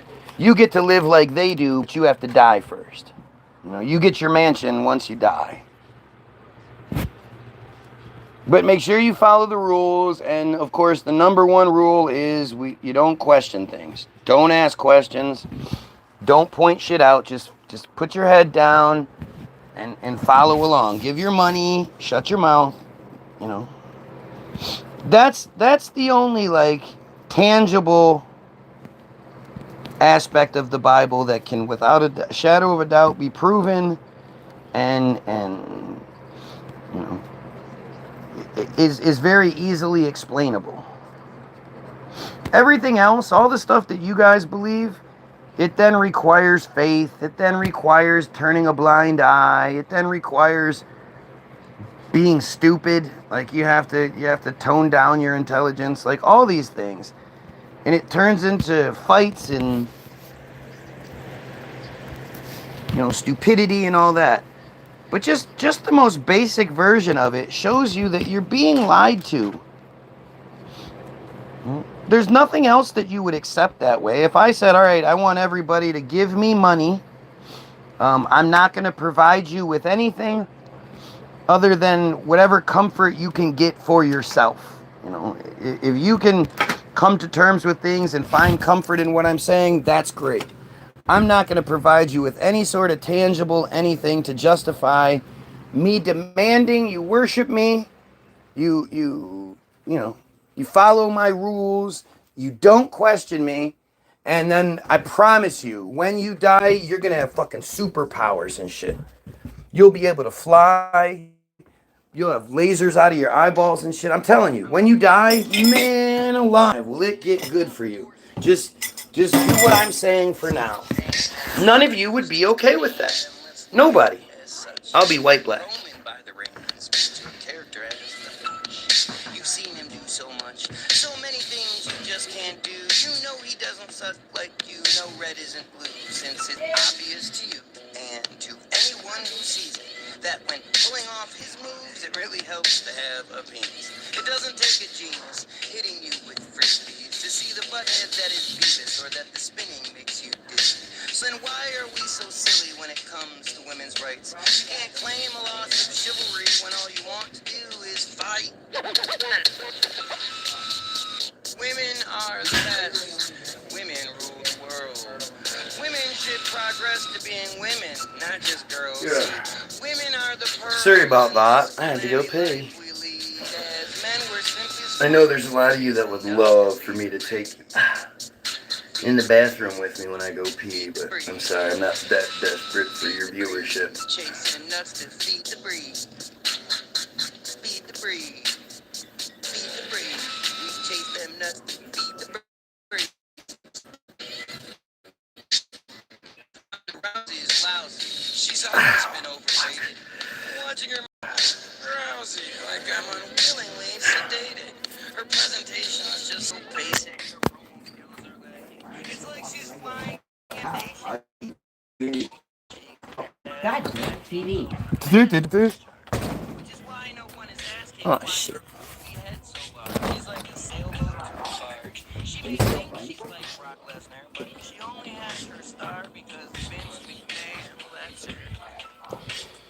Australia gives tax breaks to Chinese for everything, housing, investment, government, everyone from China. I hear stuff like that. It just reminds me of propaganda used here, but with different people. Did you see a candy sitting there? Yeah, he ate it. Who did? The little one. Where is it? It's up there. Oh shit, don't put anything in there. God damn it. Rinse it off. That's not a candy you can have. I didn't think so. So he obviously got some of it.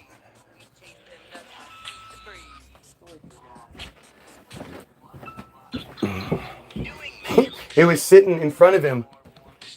When I walked up, it was on the floor sitting in front of him, and he was just sort of looking down at it like it must have started kicking in.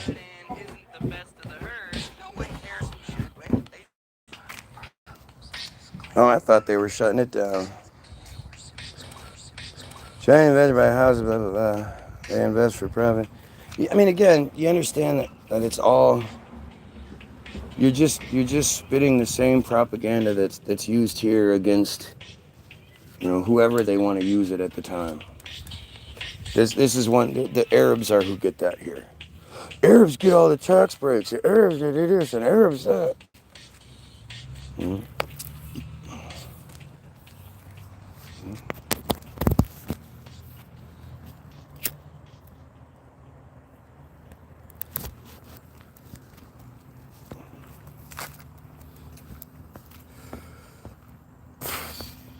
The thing is, at the end of the day, we're talking about a real revolution.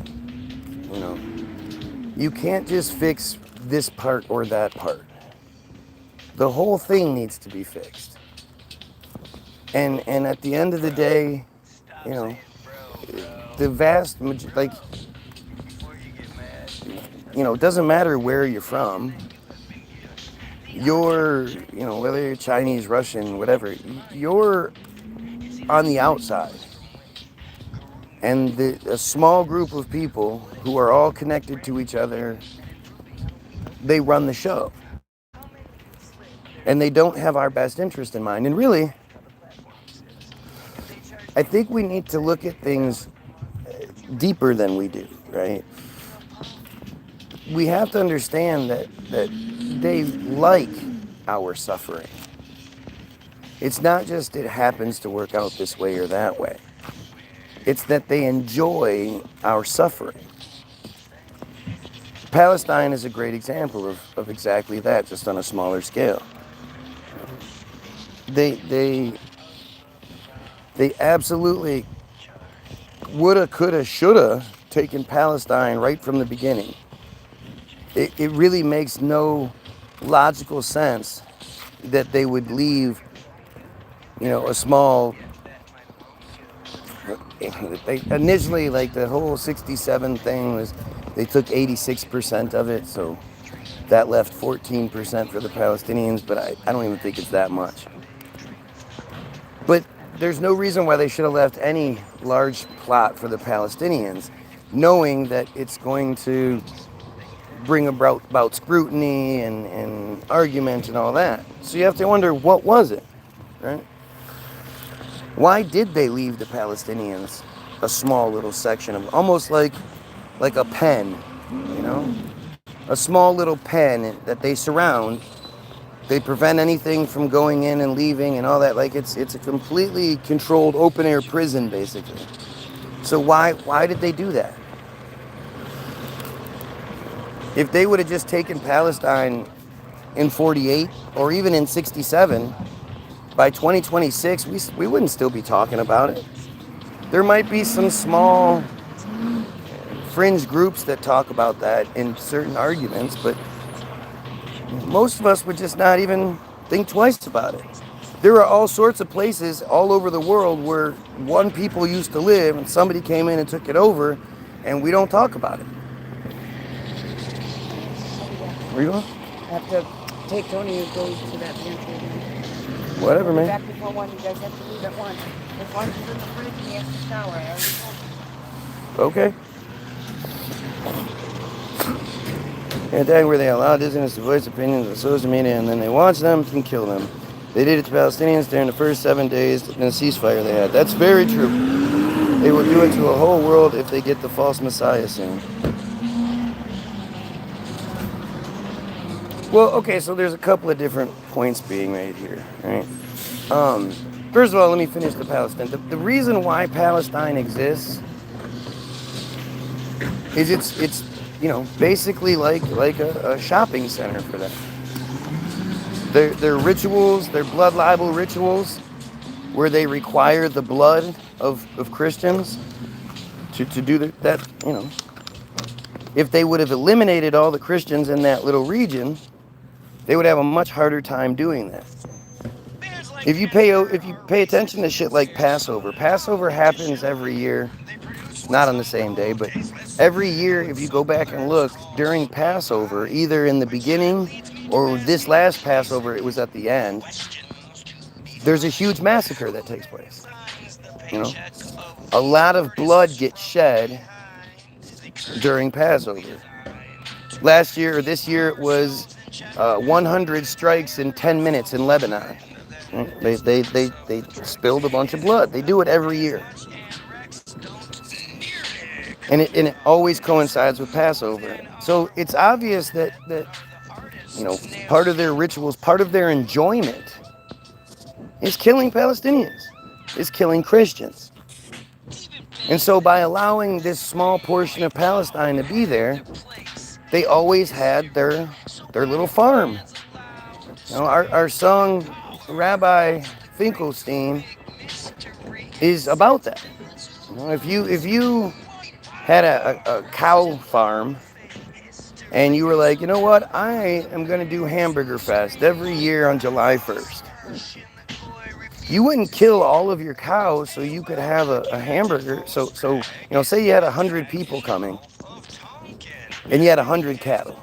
You wouldn't kill all of your cattle so that, every person has a cattle's worth of hamburger. Or you maybe would need to kill one cow to feed those 100 people. You'd be able to service your needs and still have the rest of the farm, so that next year when you want to have your hamburger fest, you have cattle to use. And say you wanted to add multiple hamburger festivals throughout the year, again, you need to be able to fill that need. And if you were to go outside of your region in that, people are going to notice. But if you keep it inside your walls, well, then nobody's paying attention. So there's, to me, the reason why they allowed Palestine to exist until now, where they're effectively creating the Greater Israel Project, is because they already have their next group, in Lebanon or whatever, so that when they need to do whatever ritual they can, or they need to, then they do, and they have it available to them. And if you can tell me how I'm wrong, sure, I'm all for it. Right? Now, when you said the thing about their Messiah, so one of the things that they all believe is that upon the emergence of their Messiah, that each one of them will have 2,800 Gentile Goyim slaves. Each one of them will have 2,800 of us at their beck and call. But the way that they do things, the way they've operated for a while now, is that they hide the worst thing behind something that's really bad. And so initially, the idea of it that we would all be slaves, that's really bad. But we're not stupid, right? You guys have seen a Shmuley. You've seen a Shapiro Stein. You've seen what's his name? I forgot. Whatever. But you've seen what these little creatures look like. They're not capable of controlling 2,800 of us, of me. How could they physically control 2,800 of me? I beat the shit out of Shmuley in a heartbeat. Out of Shapiro Stein in a heartbeat. I wouldn't even think twice about it. And so the sort of the narrative that we're given is one where nobody would believe it. Right? Everybody'd be like, that's just silly, whatever. Let's not think twice about it, because it's a silly idea. They're never going to be able to control 2,800 of us. But what we don't know is that their thing is not 2,800 chattel slaves. It's not 2,800 of us that are forced to be slaves.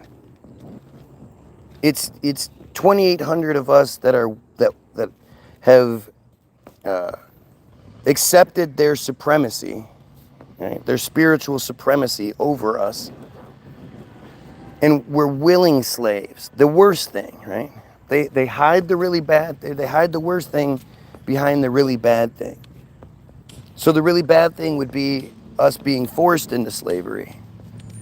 The worst thing is that we recognize their superiority and we are just willing servants, willing slaves to them. The thing is, if you look at the way the world works, it's kind of that way already. It takes 2,800 of us existing, working, having children, buying products, being taxed, whatever it may be. 2,800 of us doing our lives so that each one of them gets their privileged life.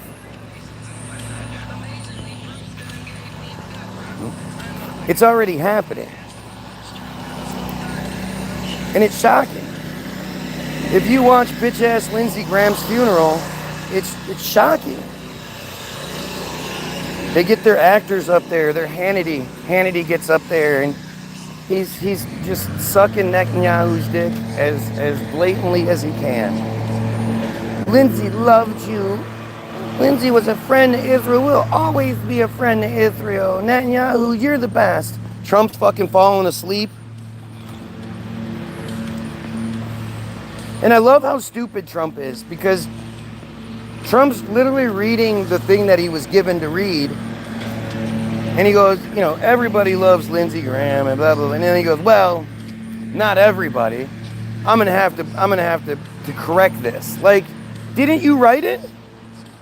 Isn't it your speech? No, nothing you say is yours initially. You can always tell when Trump starts shooting from the hip, because he sounds different. He's a horrible reader.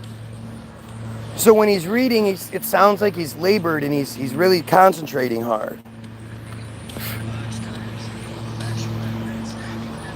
I mean, it's just shocking. And again, nobody talking about Lindsey's funeral. Nobody, whether you're a conservative or you're a fucking conspiracy person or you're anything, everybody and their fucking mom should be questioning what the fuck we were shown, or we weren't shown, the narrative we were given regarding Lindsey Graham.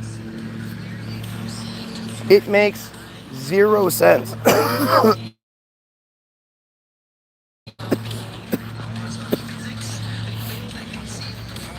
And you would think, especially the people that you know, for some reason still support Lindsey Graham. He never met a war he didn't like. You know, I have a hard time believing anybody liked Lindsey Graham. I have a hard time believing, you know, I have a hard time believing anybody's a Trump supporter. Any real person is a Trump supporter.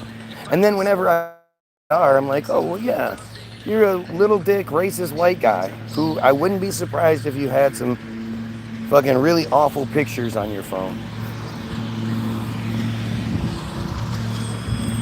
You cannot support Trump, and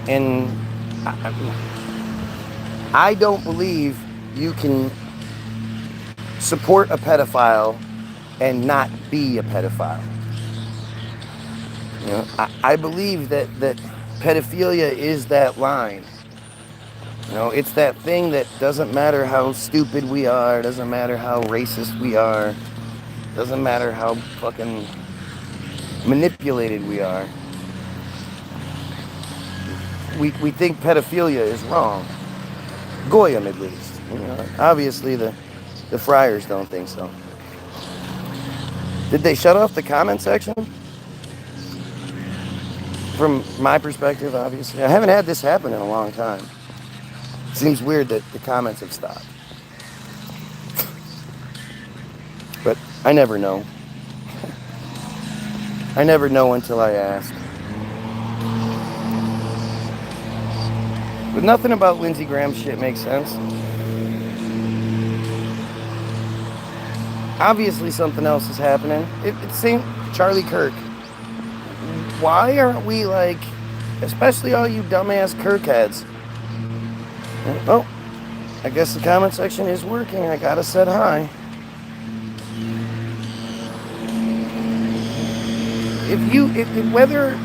Whether you're a conspiracy person or a conservative believer, you should be asking these questions. The Charlie Kirk narrative is so fucked up. And I mean, it's presented by the same corporation, the same organization, the same system that tells you on record the magic bullet killed Kennedy. I mean, it's like, why do they have any credibility with us to begin with? Why do we believe our government? We know they lied to us. Why would any of you believe we could go to the moon in 1969 through 72 or 76? I think it's 72. 6 times, whatever. We used to be able to go to the moon, but now not only do we not have like amusement parks and a whole bunch of ways to make money off of it, we don't even go. We can't even do it now. We cannot do it. Why would we have been able to do it back then? You know, clearly something happened with the 70s. I think, you know, the whole hippie generation and shit showed them that we aren't nearly as controlled and dumb and savage like they need us to be. And they made a drastic change. I mean, if you look at what used to be presented to us, the Concorde. The Concorde was also made in 1969. The Concorde was the first computer to be flown completely by, or the first plane to be flown completely by computers. And yet I ask you, do you guys think about what computers looked like in the 60s and 70s? Whenever I think of computers back then, I think of big rooms with like reel-to-reels on them spinning and a bunch of flashing lights. I mean, even if you look at the NASA pictures, all those guys sitting around those big computers with the shitty little screens on them, and you know. So not only do we have no idea where the jet fuel itself goes, but where the fuck are all the computers that would have had to have been in the Concorde to be able to do that? Where was the big room of computers? And so when it came to the Concorde, it was like this huge leap in our ability, and it was the monopoly. There was only one Concorde that existed. Not one plane, but one company. Nobody else made those. Then they had one mishap, and they were like, oh, fuck that, shut the whole thing down. This service that was catered to rich people allowed them to travel across the world in fucking half the time. They stopped using it, and then they just said, fuck it, we don't need that anymore. Like, how were we more advanced back then than we are now? The whole submarines thing, I'm not going to get too much into it, but understand that in 1952, they decided that they wanted nuclear power submarines, and by 58, I believe, 56 or 58, they fucking had them. They had a submarine that not only had a desalination plant inside of it, because you can't have a nuclear plant using salt water, apparently. I don't know why, but you need fresh water for your nuclear stuff.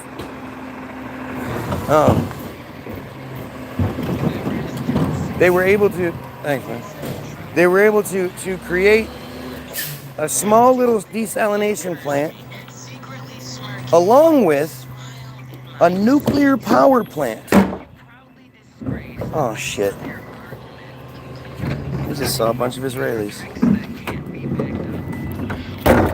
Who fucking knew? Look at all the Israelis in there. Look at that shit. They're just everywhere. They're crawling all over the can. Fuck.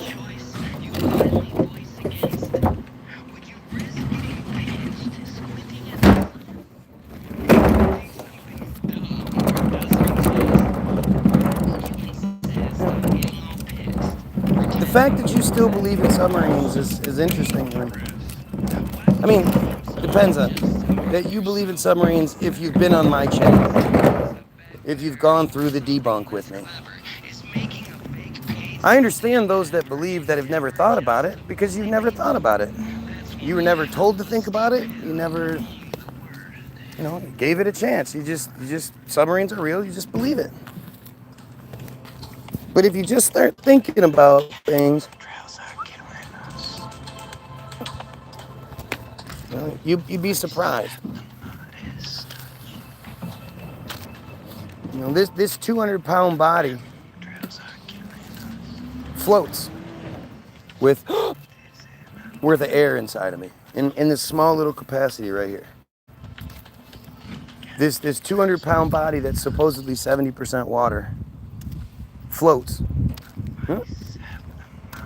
There's my hawk friend. You hear the hawk? Let's see, are we going to see it again today? But you believe that they have machines that are the size of 80 school buses. No.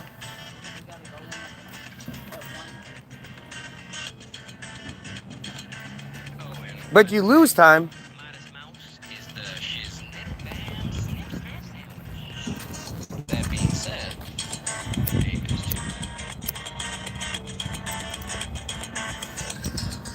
I mean, I shouldn't be able to make a decent argument if it's real. That goes for any of this stuff. I shouldn't be able to do what I do if I'm wrong. Amazing. Where are all the comments? You guys have nothing to say suddenly? If you're watching, like, share, and sub. 5 viewers and 10 likes don't make no sense. But it's normal. At least here it's normal. It's not shocking. I mean, maybe to new people it's gonna be weird, but. We interrupt your regularly scheduled programming for this here public service announcement, brought to you by your friends at the Bilderberg Group and our friend Nikki. You better watch vaxxed before you get you or your children vaxxed.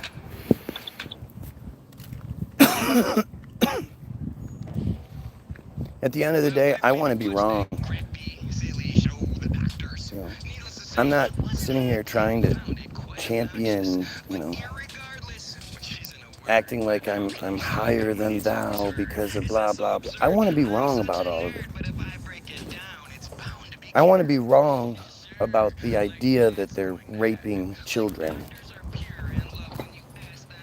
I want to be wrong. Yep, Naomi Elkins just killed her daughters. That's all it was. No big deal. And she's in the mental home because of it. She didn't get let out early or anything. Nope. I want to believe in my country and the whole idea of my country.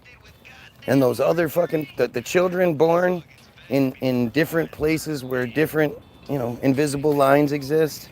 Well, fuck them. They're not American, so they don't deserve the same rights to existence that I do. I'd love to believe that, right? But I'm not an asshole.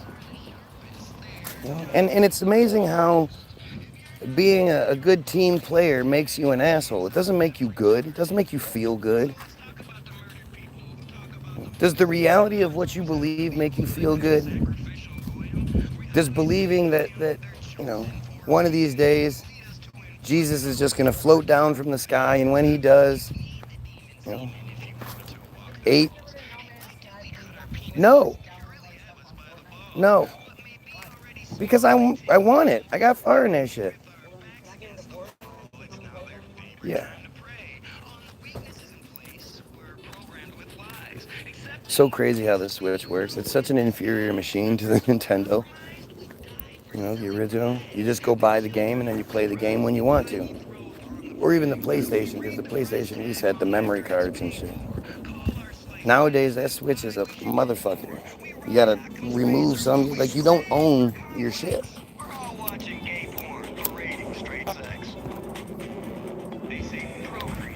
And it's all them. It's just all them greed bullshit. How does anything you believe, how does it make you feel better? It really makes you feel better. Because I think most of you don't actually break down what you believe. You know? You dumb fucking Christians, right? The arrogance and the fucking entitlement and shit. You know, you didn't do anything to earn your position. Your parents were fucking. You know, I know how all of you love to think about your parents fucking. For all you know, your mom's a big swallower, but this time your dad fucking popped a little bit early, and that's why you're here. 99% of you are fucking accidents.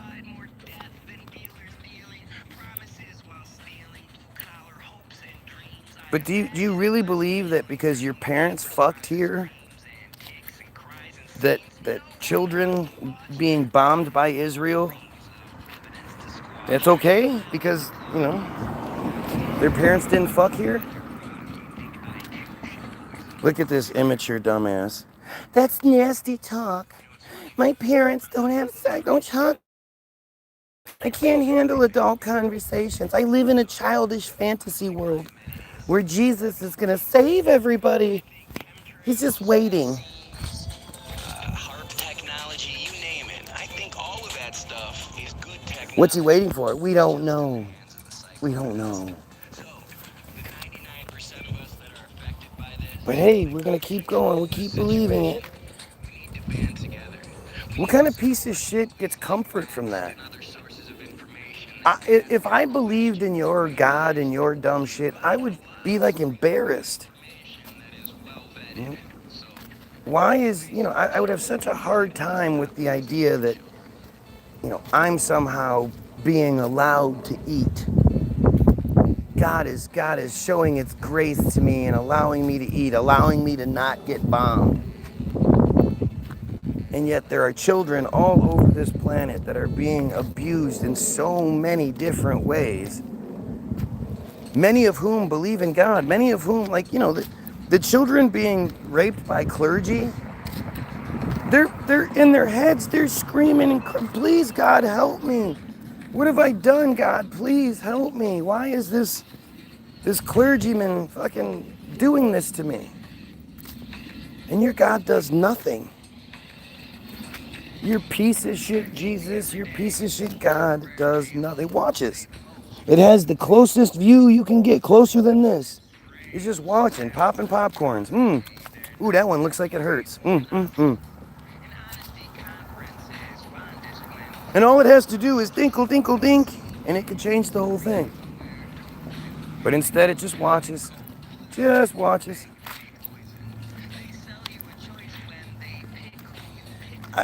And then watches as the system uses it as its way of protecting that monster.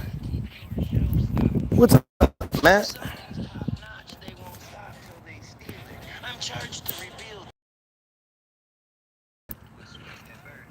I haven't had much comments, and then suddenly this dumbass starts. The embarrassment you will face will be because I tried to tell you the truth of God's word, but you chose not to listen. Yep.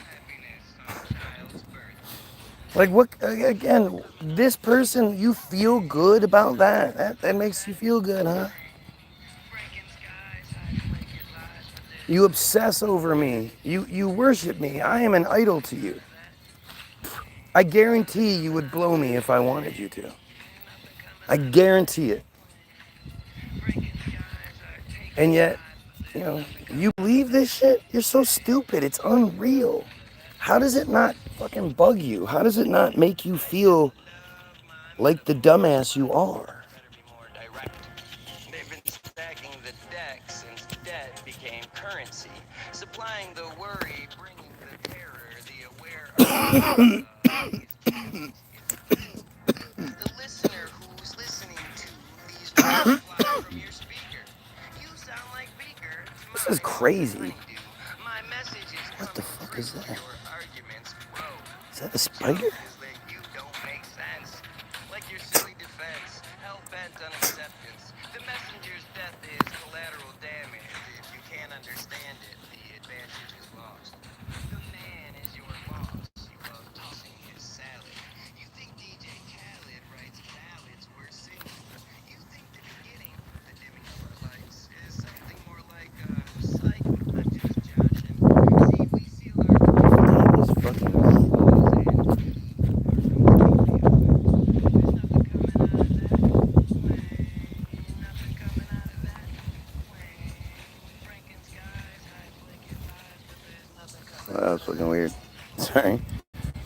The embarrassment of being right.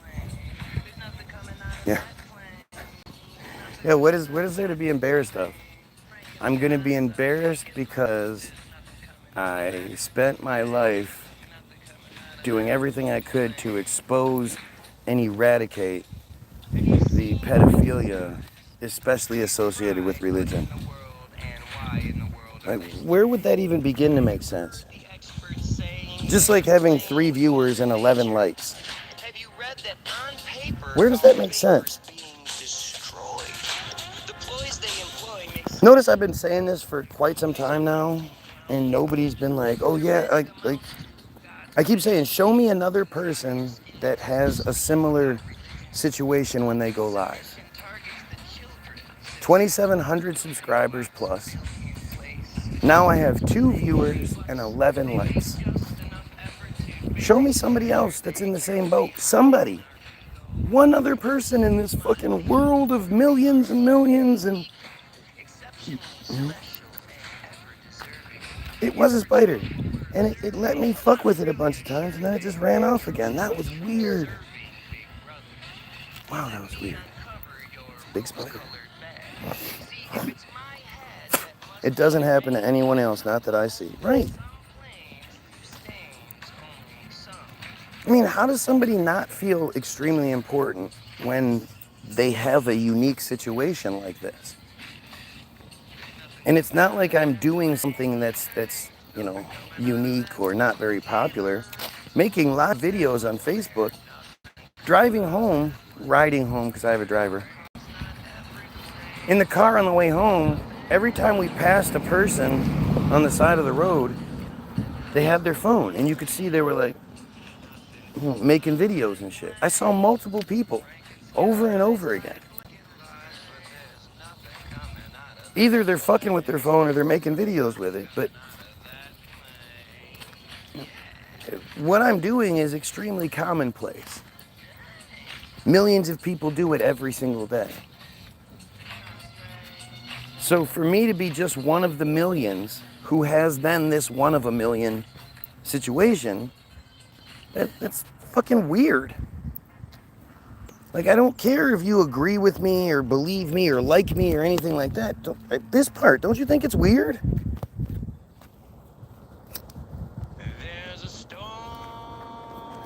And all you have to do is provide me with some other examples, and then I won't think anything of it. Oh well, I guess there are other people that this happens to. I'm stupid.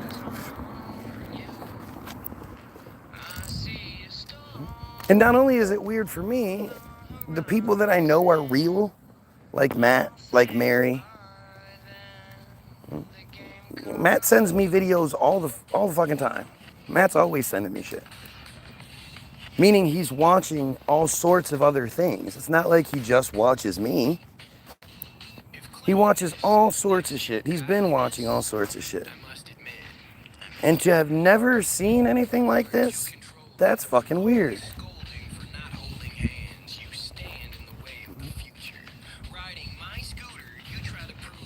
What benefit would Matt have for lying to me? Like, what does he get out of lying to me if that's the case? He's just lying. What's up, Hitch?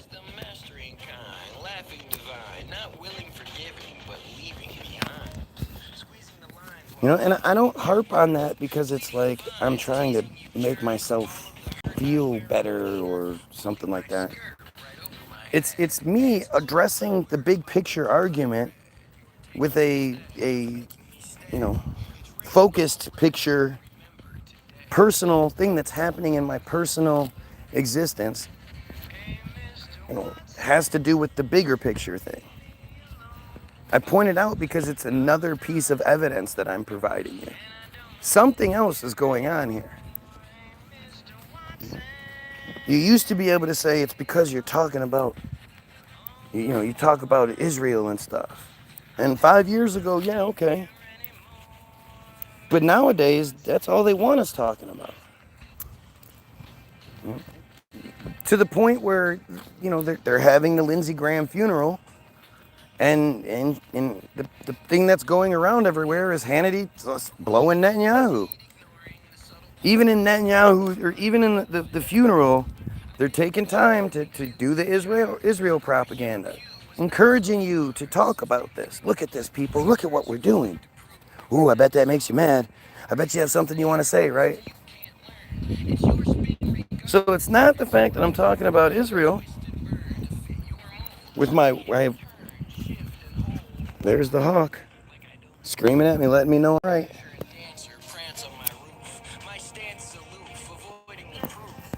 I try to pay attention to what I'm talking about when that happens. Suddenly the hawk starts screaming. It's interesting. 0 viewers, 12 likes. That's what I see right now. If you're here watching me, then it's obvious that I have more than 0 viewers.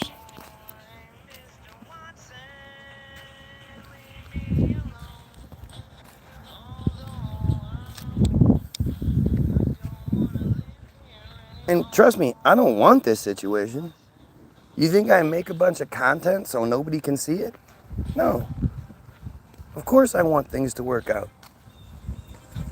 I'm an artist. I want people to experience my art. Like it or hate it, I want you to experience it.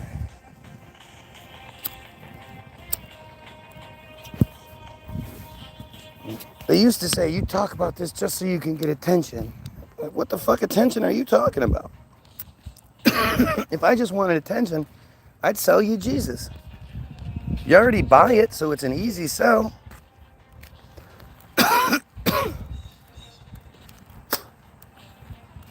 Instead, I do the opposite.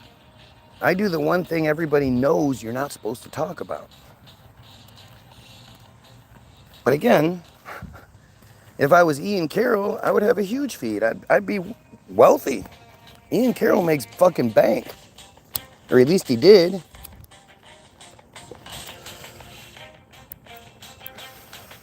I don't know if he's shown up yet. I don't think he has. I'm pretty sure if Ian Carroll showed up, at least one of my friends would be like, there, see, he finally showed up. Look, look, look. And if he does show back up, there's going to be some goofy-ass Ben Swan style explanation. That dude's been missing for like 3 months now.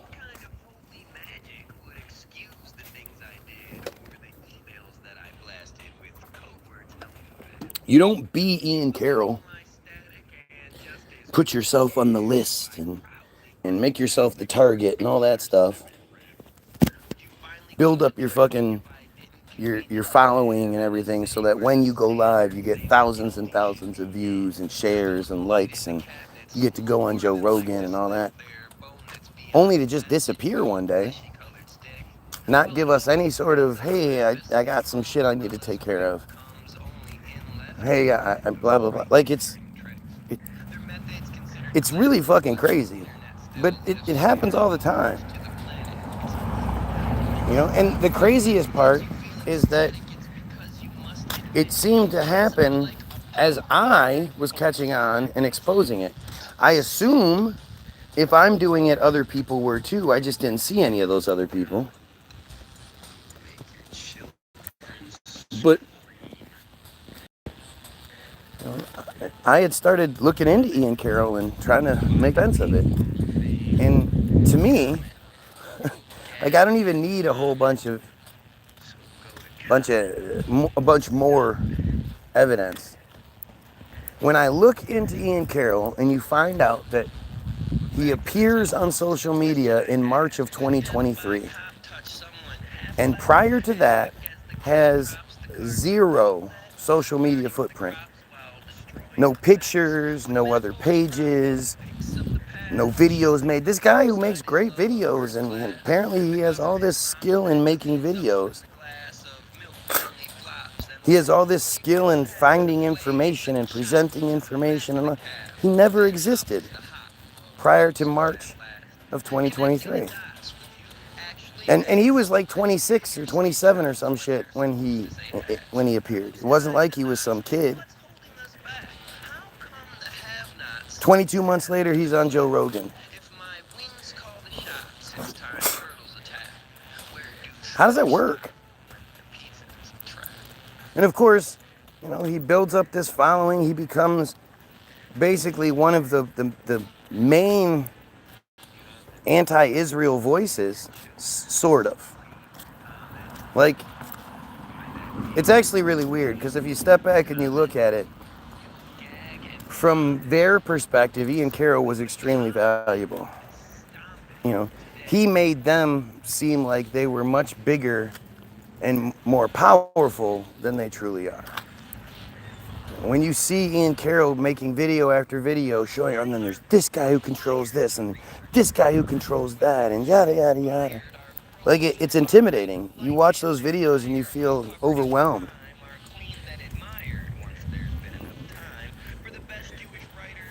But he makes this big name for himself.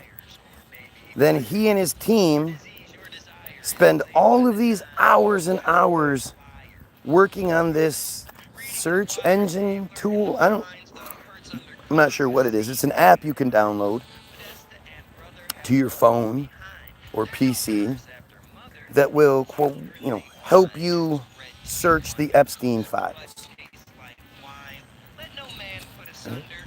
It'll find whatever you're looking for, find the references, find the click. Everything is just a click away. It's this really, really great search tool that they put all this time and effort in, and then give it away. Gives it away for free. And then disappears.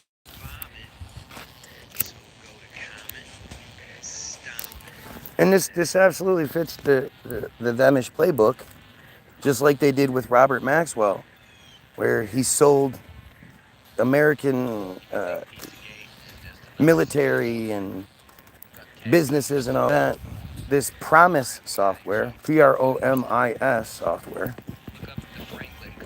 that gave Israel a back door into everything, and haven't been able to get rid of them since. But it was a secret thing.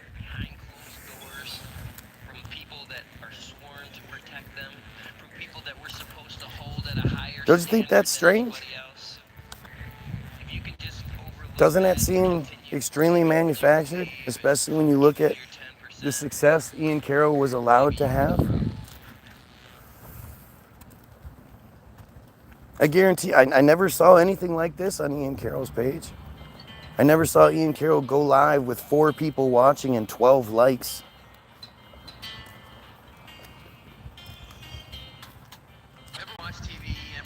There's not a time when you watch like an Ian Carroll build up.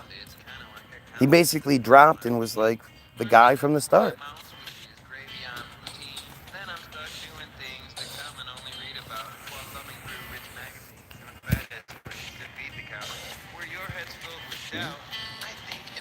Fucking Nick Fuentes.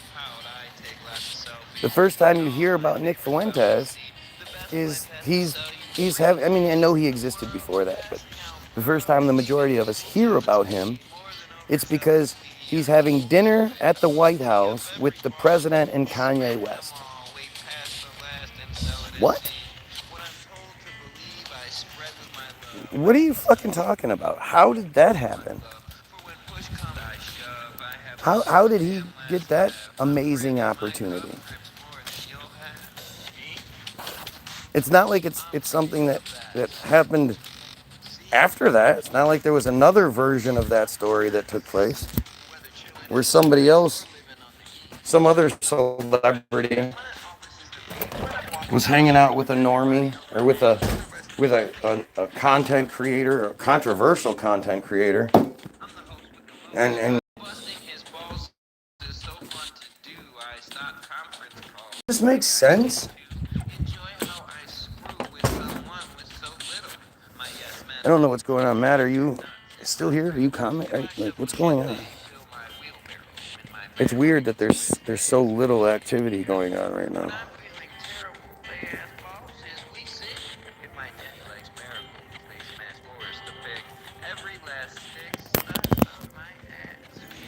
Right now.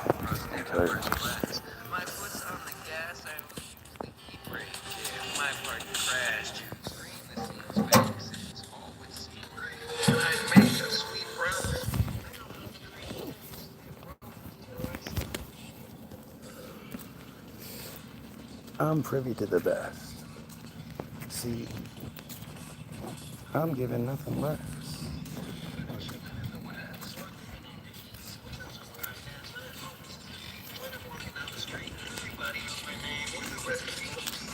I'll just run again.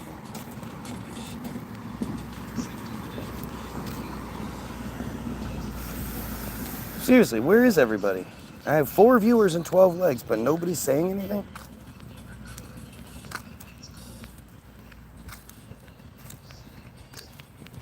We had a pretty decent smattering of fake Christians, well, real Christians, sorry.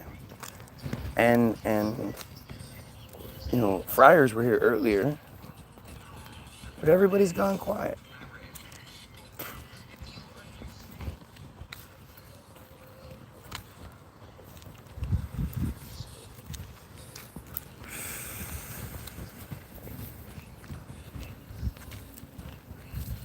At the very least, like, as a concerned citizen, as a fellow truther, as, you know, just a decent human being, I want to know where the fuck Ian Carroll is. It's concerning. And it seems to happen with all of them. I learned my lesson with Ken O'Keefe and Brian Mullen. They happened at around the same time, and from that point on, I was like, I'll never give my trust over like that again. But they both did that. You know, they both built themselves up to this, you know, the precipice of being like world famous, like well-known famous, and they just disappear after some sort of significant thing happens. You know, with Ken O'Keefe, it was the World Citizen Project, and Ken O'Keefe is still making sporadic appearances. Anything on work? I can't really participate in the comments. Totally get it, Barry. Appreciate you. But Ken O'Keefe was on the Jake Shields podcast not too long ago, and you have to remember, this guy was his initial presentation was he was like a badass, no-nonsense Marine who, you know, didn't take shit, so Ken O'Keefe emerges into the social lexicon in 2010 with the original Gaza flotilla. Because, you know, the blockade on Israel has been happening, or the blockade on Palestine by Israel has been happening for a lot longer than since 2023, right? This shit was, it was the same thing, the whole Greta Thunberg thing. Greta, we don't hear about Greta anymore, right? But apparently a flotilla of activists, including Ken O'Keefe, was trying to do the same thing where they have a bunch of ships that they sail through international waters, and then they were going to bring them to the port in Gaza with supplies, food, medicine, you know, supplies for the Gazans. This was the plan. And it's literally the same story. Like, just as with Greta, at around 3 in the morning, 4 in the morning, while in international waters, in Ken's case, they they dropped a bunch of white powder all over everything, and then they you know, like pirates, they pirated the ship. In the case of Ken O'Keefe, the ship he was on was the first one. He refused to go quietly and fought back, and because he fought back, one Israeli soldier ended up getting killed, and 9 out of the 11 activists on board were killed.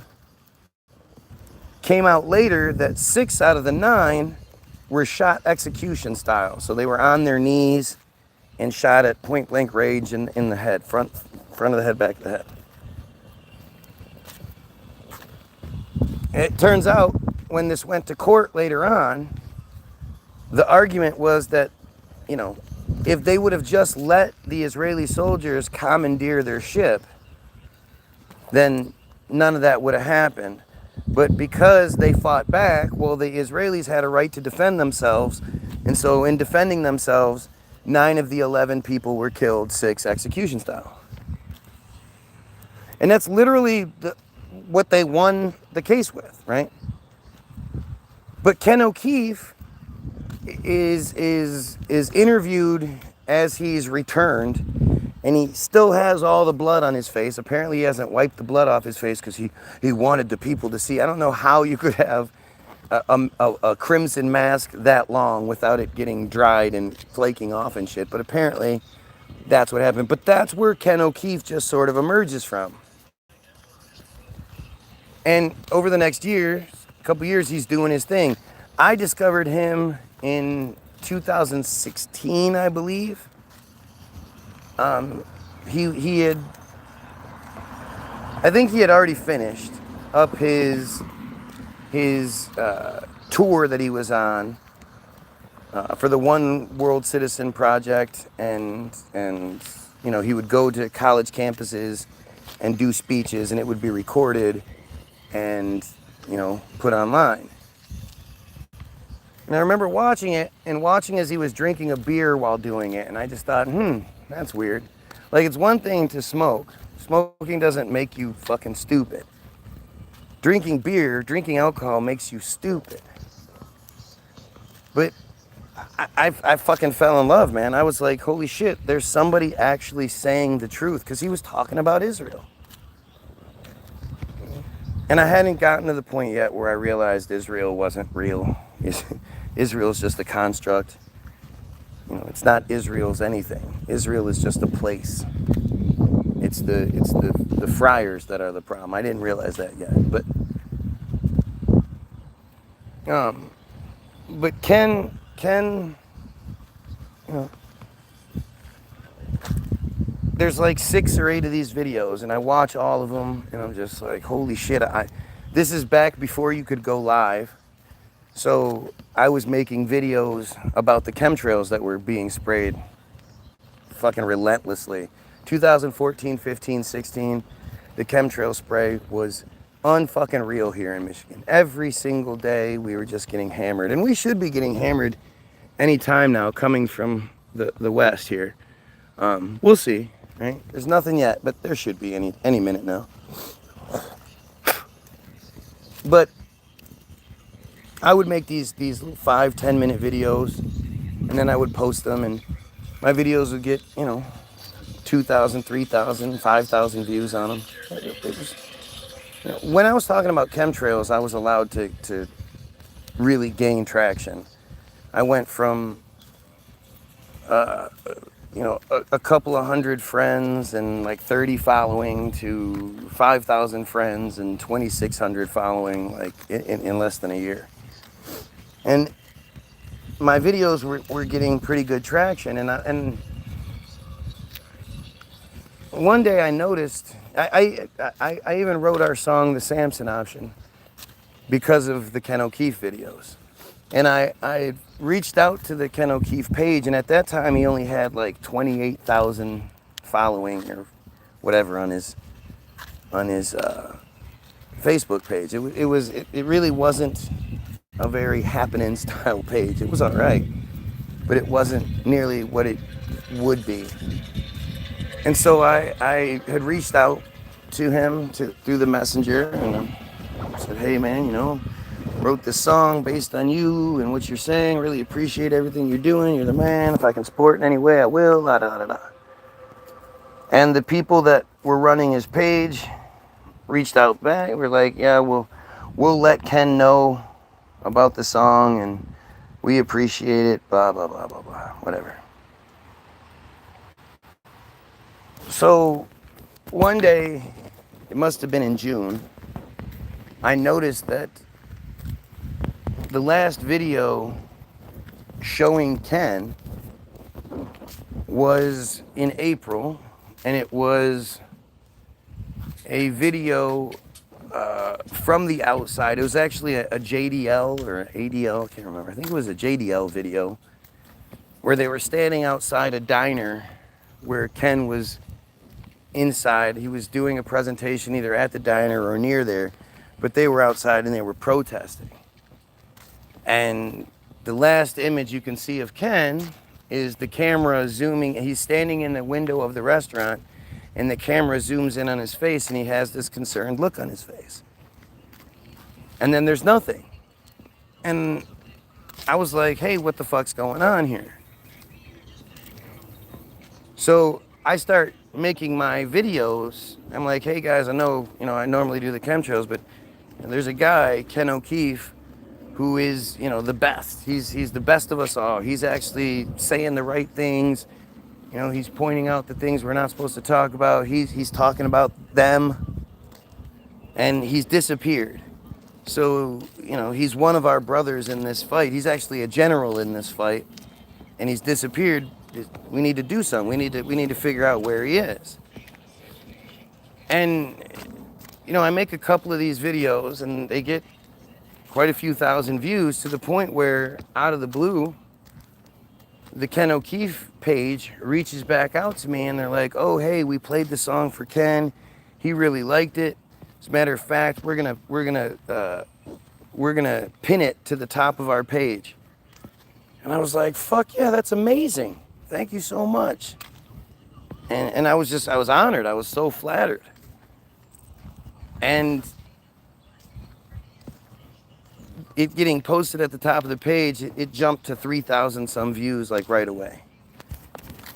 And it was either the next day, it was either later that day or the next day, just a 24-hour or so period, where it sort of dawned on me like, wait a minute, I still don't know where Ken is. And according to this page, it wasn't like it was Ken that was reaching out, it was his people were reaching out. What's going on here? And I felt kind of insulted. I felt like I was being silenced. That my vanity is my weakness. You can do lots of shit that I won't fall for, but when you stroke my ego, it at least works for a minute, and that's what happened. I felt like they were trying to shut me up by saying Ken liked my shit and then rewarding me by putting it at the top of the page. And I probably reached out to the page and asked them, and they, I don't remember what happened, but I started making videos, regarding that. Like, hey, you guys, I maybe I'm out of line here, but it sort of feels like I got shut up. I got my ego stroked to shut me up because I still don't know where Ken is. I still want to know where he is. I'm still concerned for his well-being. And, the page reaches out to me and, at the same time, Rudy Maxa, out of the blue, Rudy Maxa and Samantha Bachman, both reach out to me, both say they see what I'm doing, they like what I'm doing, and they want to basically use me to expose this Ken O'Keefe narrative, because it's not what people think. And, as long as I don't tell anybody that I'm talking to them, they both said this, that they would keep, they would supply me information. And, I realized what it was right off the bat, but I was interested. I wanted to know, right?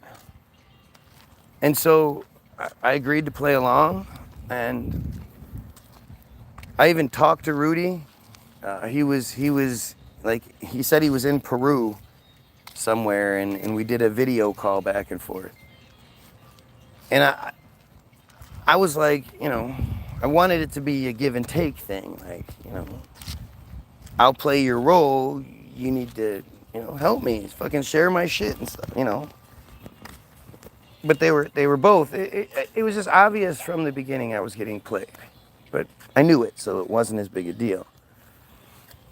But Rudy and Samantha are both telling me these things that they would tell me about it, and then I would make a video, and I would be like, I'm hearing these things about you, Ken. I hope with everything that these aren't true, but, the people that are saying them are sound like they know what they're talking about. They have some credibility.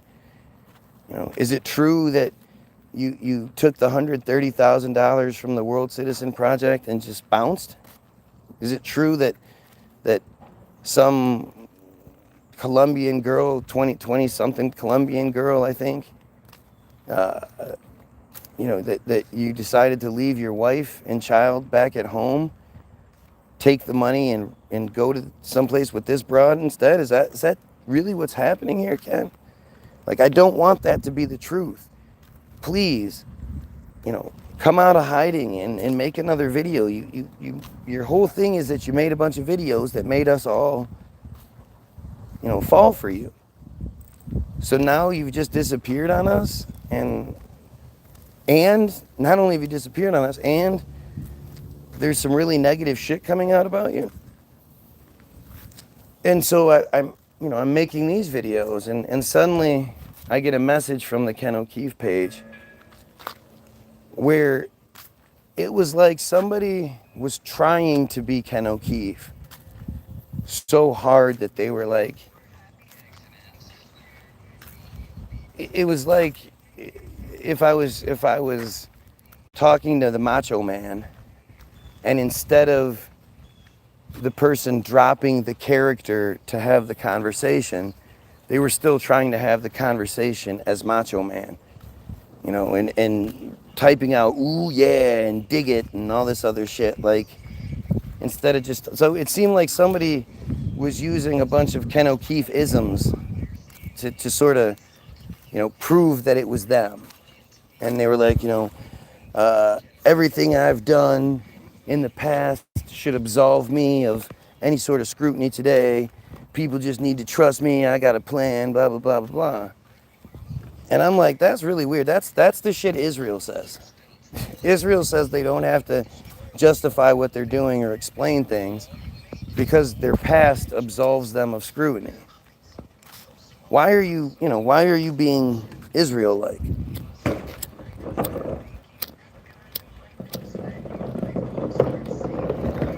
And I think they weren't expecting that. I think they were expecting me to be like, oh, okay, Ken, I'm sorry, buddy, blah, blah, blah. But they didn't realize who they were dealing with. I'm a little stubborn. But interestingly, they still left my thing up. And in the comment section, I posted, hey, anybody that likes this, we still need to know where Ken is. If you're actually a fan of his, if you actually dig this dude, you shouldn't be okay with words on a screen. This dude is swimming in some dangerous waters with some maniacal motherfuckers who have really great capabilities. Unless we see that he's okay, we shouldn't just trust what's being said. And of course, I'm getting attacked in the comments by the Kennonites. They're telling me how I'm you should, you're a fucker, you shouldn't do this, blah, why are you doing this, why won't you just let it be? And I'm like, what, did you donate to the thing? Because if you donated, he stole your money. You should give a shit. And at the end of the day, I am Ken's biggest fan. Like, I want him to be the man. I want all this shit I'm hearing to be false. I want him to come out and address these things and say it's not true and I'm being attacked and all this. I want to see that he's alive. I care about, regardless of anything he says or anything like that, I just want to know that this man hasn't been killed. You're not in that same boat. You don't care that there's no actual evidence that he's alive. And, almost immediately after that, the post gets taken down and, I get blocked from the page, and that's that. And of course, it comes out, Rudy's telling me that Rudy told me about the money. Rudy told me about the Gaza flotilla story. He was like, look into Ken, see if any of that makes any sense. Of the two people that Mossad, of all people, let go, one of them turns out to be Ken O'Keefe. Like, wouldn't he have been the number one guy to kill? Big mouth fucking Ken O'Keefe? And then, for a little bit, people are upset. There's a lot of people upset. A lot of people felt like I did, betrayed. And those people gave money, hundreds of dollars in some cases. And they had that personal investment that they were feeling like, what the fuck, this guy just did this to us? And then one day I told, Samantha, I believe, that I was talking to Rudy. And she was like, what? And she like, immediately, I get a message from Rudy like, I thought I could trust you not to talk. And I had already decided I was sick of their shit. I knew I was getting used. I knew I was getting played. And I wasn't receiving anything in return. Give and take, man. Share my shit. That's all I ask. And so I knew what would happen. But it was just interesting to watch it all play out the way it did. And it reminds me of Ian Carroll.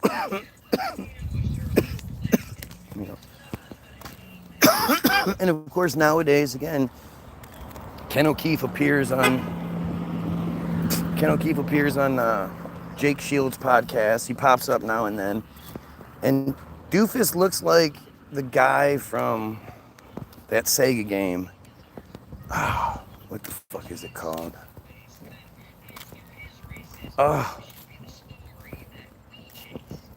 It's a Sega game where you're a guy in a goofy ass hat and you've got you're like a skeleton guy, and I don't remember what the game's called, but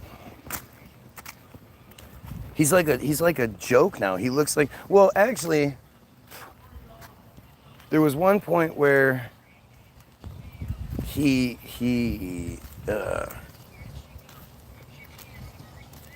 shown up for a little bit, then he disappeared again, and when he came back, he looked completely different.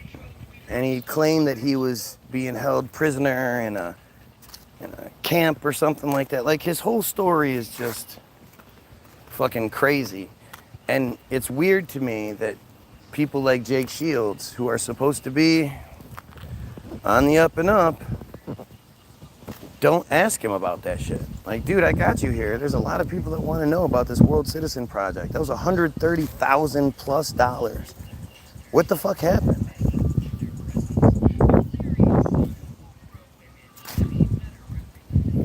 And I can say I owe a lot to Ken O'Keefe, man. But that's what controlled opposition is. Controlled opposition only works if they're using, if they can appeal to your sense of truth. They have to give you true stories and true examples of things. Especially someone like me, I don't have faith in things, so I have to be able to double check. I have to be able to see it in reality.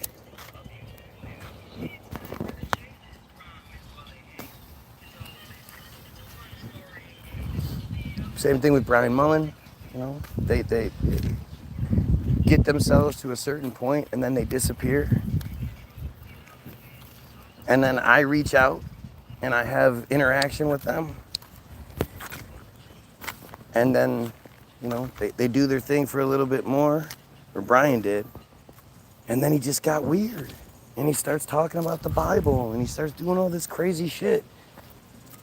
He's living with some girl and her kid on the mountain in South Dakota, or South Carolina. And, like, the whole thing is just fucking ludicrous. And it culminates in he puts out a video advertising for this Force the Line experiment. It's a GoFundMe where he needs to raise $130,000 or some shit like that. And within, and it's a couple minute long, but he's basically created an attraction that people can come ride, and it will prove one way or the other, whether the earth is round or flat. Either side of it should be interested in it. If you're a round earther, it's going to prove the earth is round without a shadow of a doubt. If you're a flat earther, it's going to prove it's flat. It's a brilliant thing. And he cleans himself all up. He puts on a suit, and it like triples the donation needed in like 3 days, 2-3 days. And then he just rips it all down and disappears.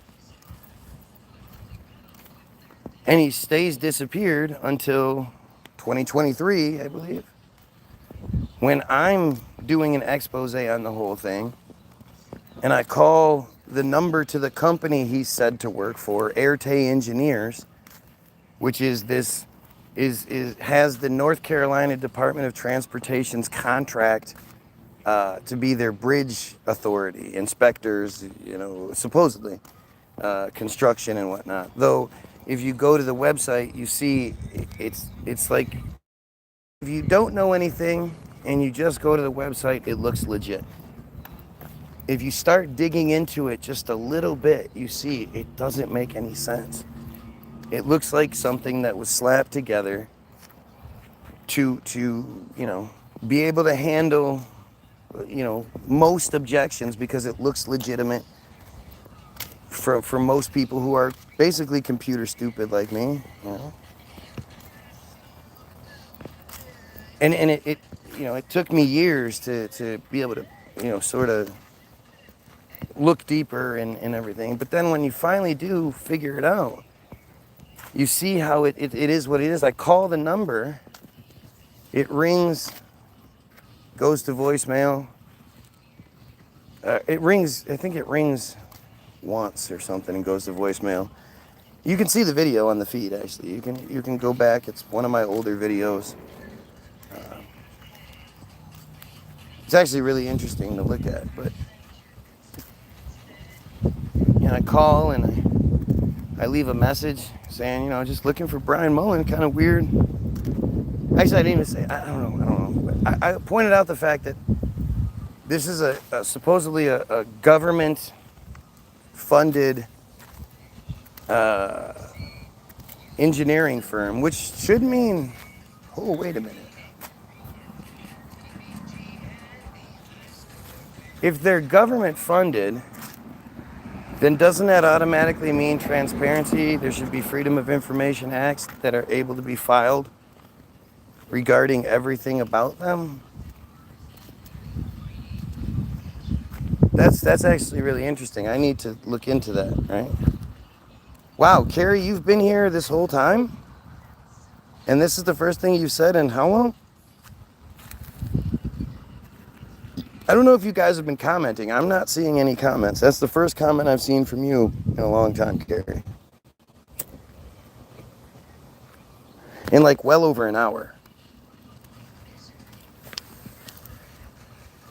It says I have 3 viewers and 13 likes, so I don't know what's going on here. I should have reset this feed a long time ago.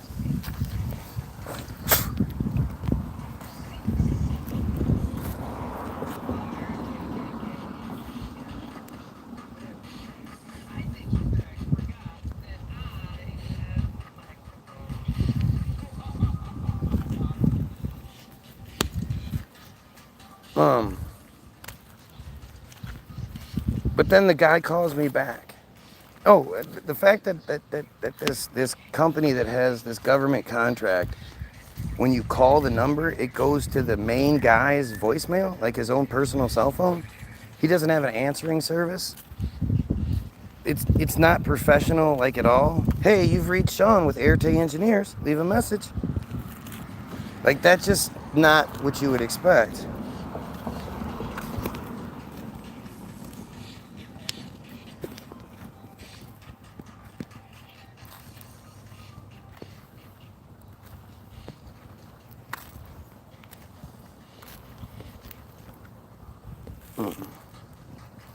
I'm asking Carrie questions. She says no, she hasn't been commenting.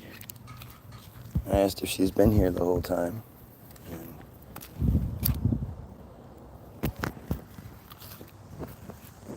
But me calling And so Sean ends up calling back. And he's like, yeah, you called? Like, he the amount of time it would take for him to listen to the voicemail, call a superior, ask what he's supposed to do, and then call me back is about how long it took for him to call me. And I, he calls and I'm like, yeah, I think it's kind of weird that you guys don't have a more professional phone number and thanks for letting me watch you. Yes, I fell asleep about 30 minutes. Okay, so at least, but she was here. That's weird.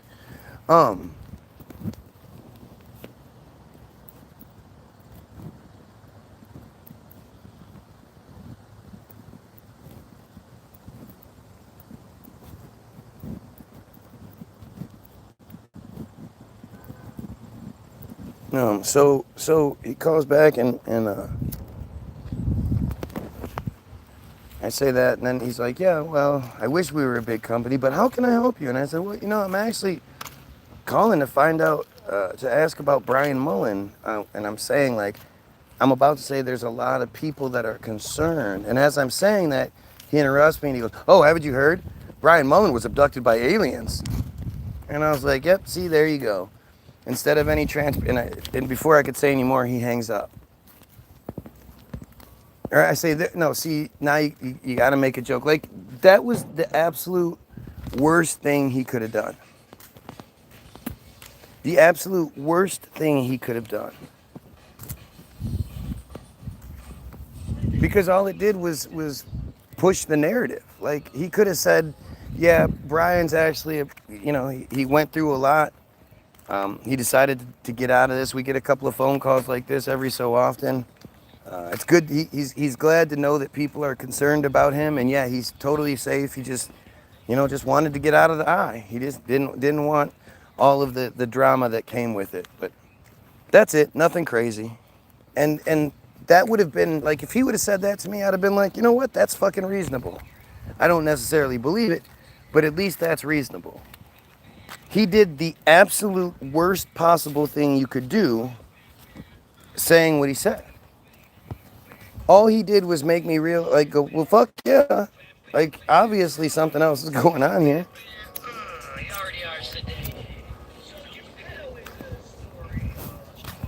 It's either later that day or the following day.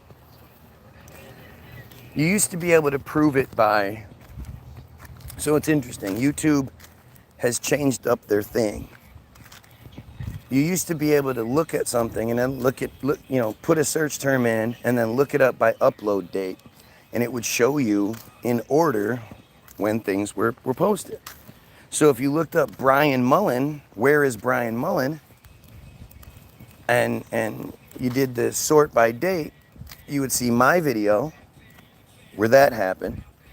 And the very next Brian Mullen video that comes out is a secondary video. So it's weird because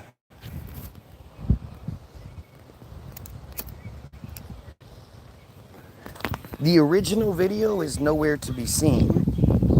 The only video that exists is a different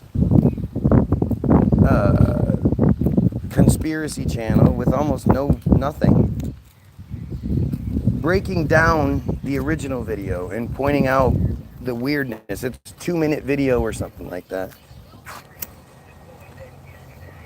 And it's, Brian Mullen has come out of hiding because of me, and he addresses it where at one point he says, I don't appreciate people, going around this, trying to call my work. And so he addresses the fact that I had called.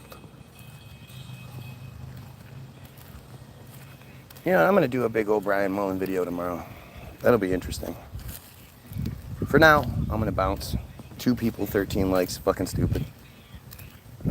I should have reset this shit a long time ago. I don't know what I was doing, what I was thinking. But now I don't feel like being here anymore. Go get your free download, all that good stuff. Search the Where is Brian Mullen. Search YouTube for Where is Brian Mullen, and you'll see the videos I'm talking about. But we'll check it all out tomorrow. It's probably been a good year or so since the last Brian Mullen investigation. So it'll be interesting to see what's changed in the last year. To see if ERADICATE Engineers has changed their page. I shouldn't even be saying this. Me saying this stuff gives them the heads up, gives them the opportunity to go make some adjustments and shit like that. So maybe I should just shut my mouth and not tell you what I'm going to do so that you don't have the ability to go manipulate. But it is what it is. You guys have yourselves a great day. Go get your free downloads, all that stuff. Go look in the description. There's all sorts of good stuff. Pedophiles, kill yourself.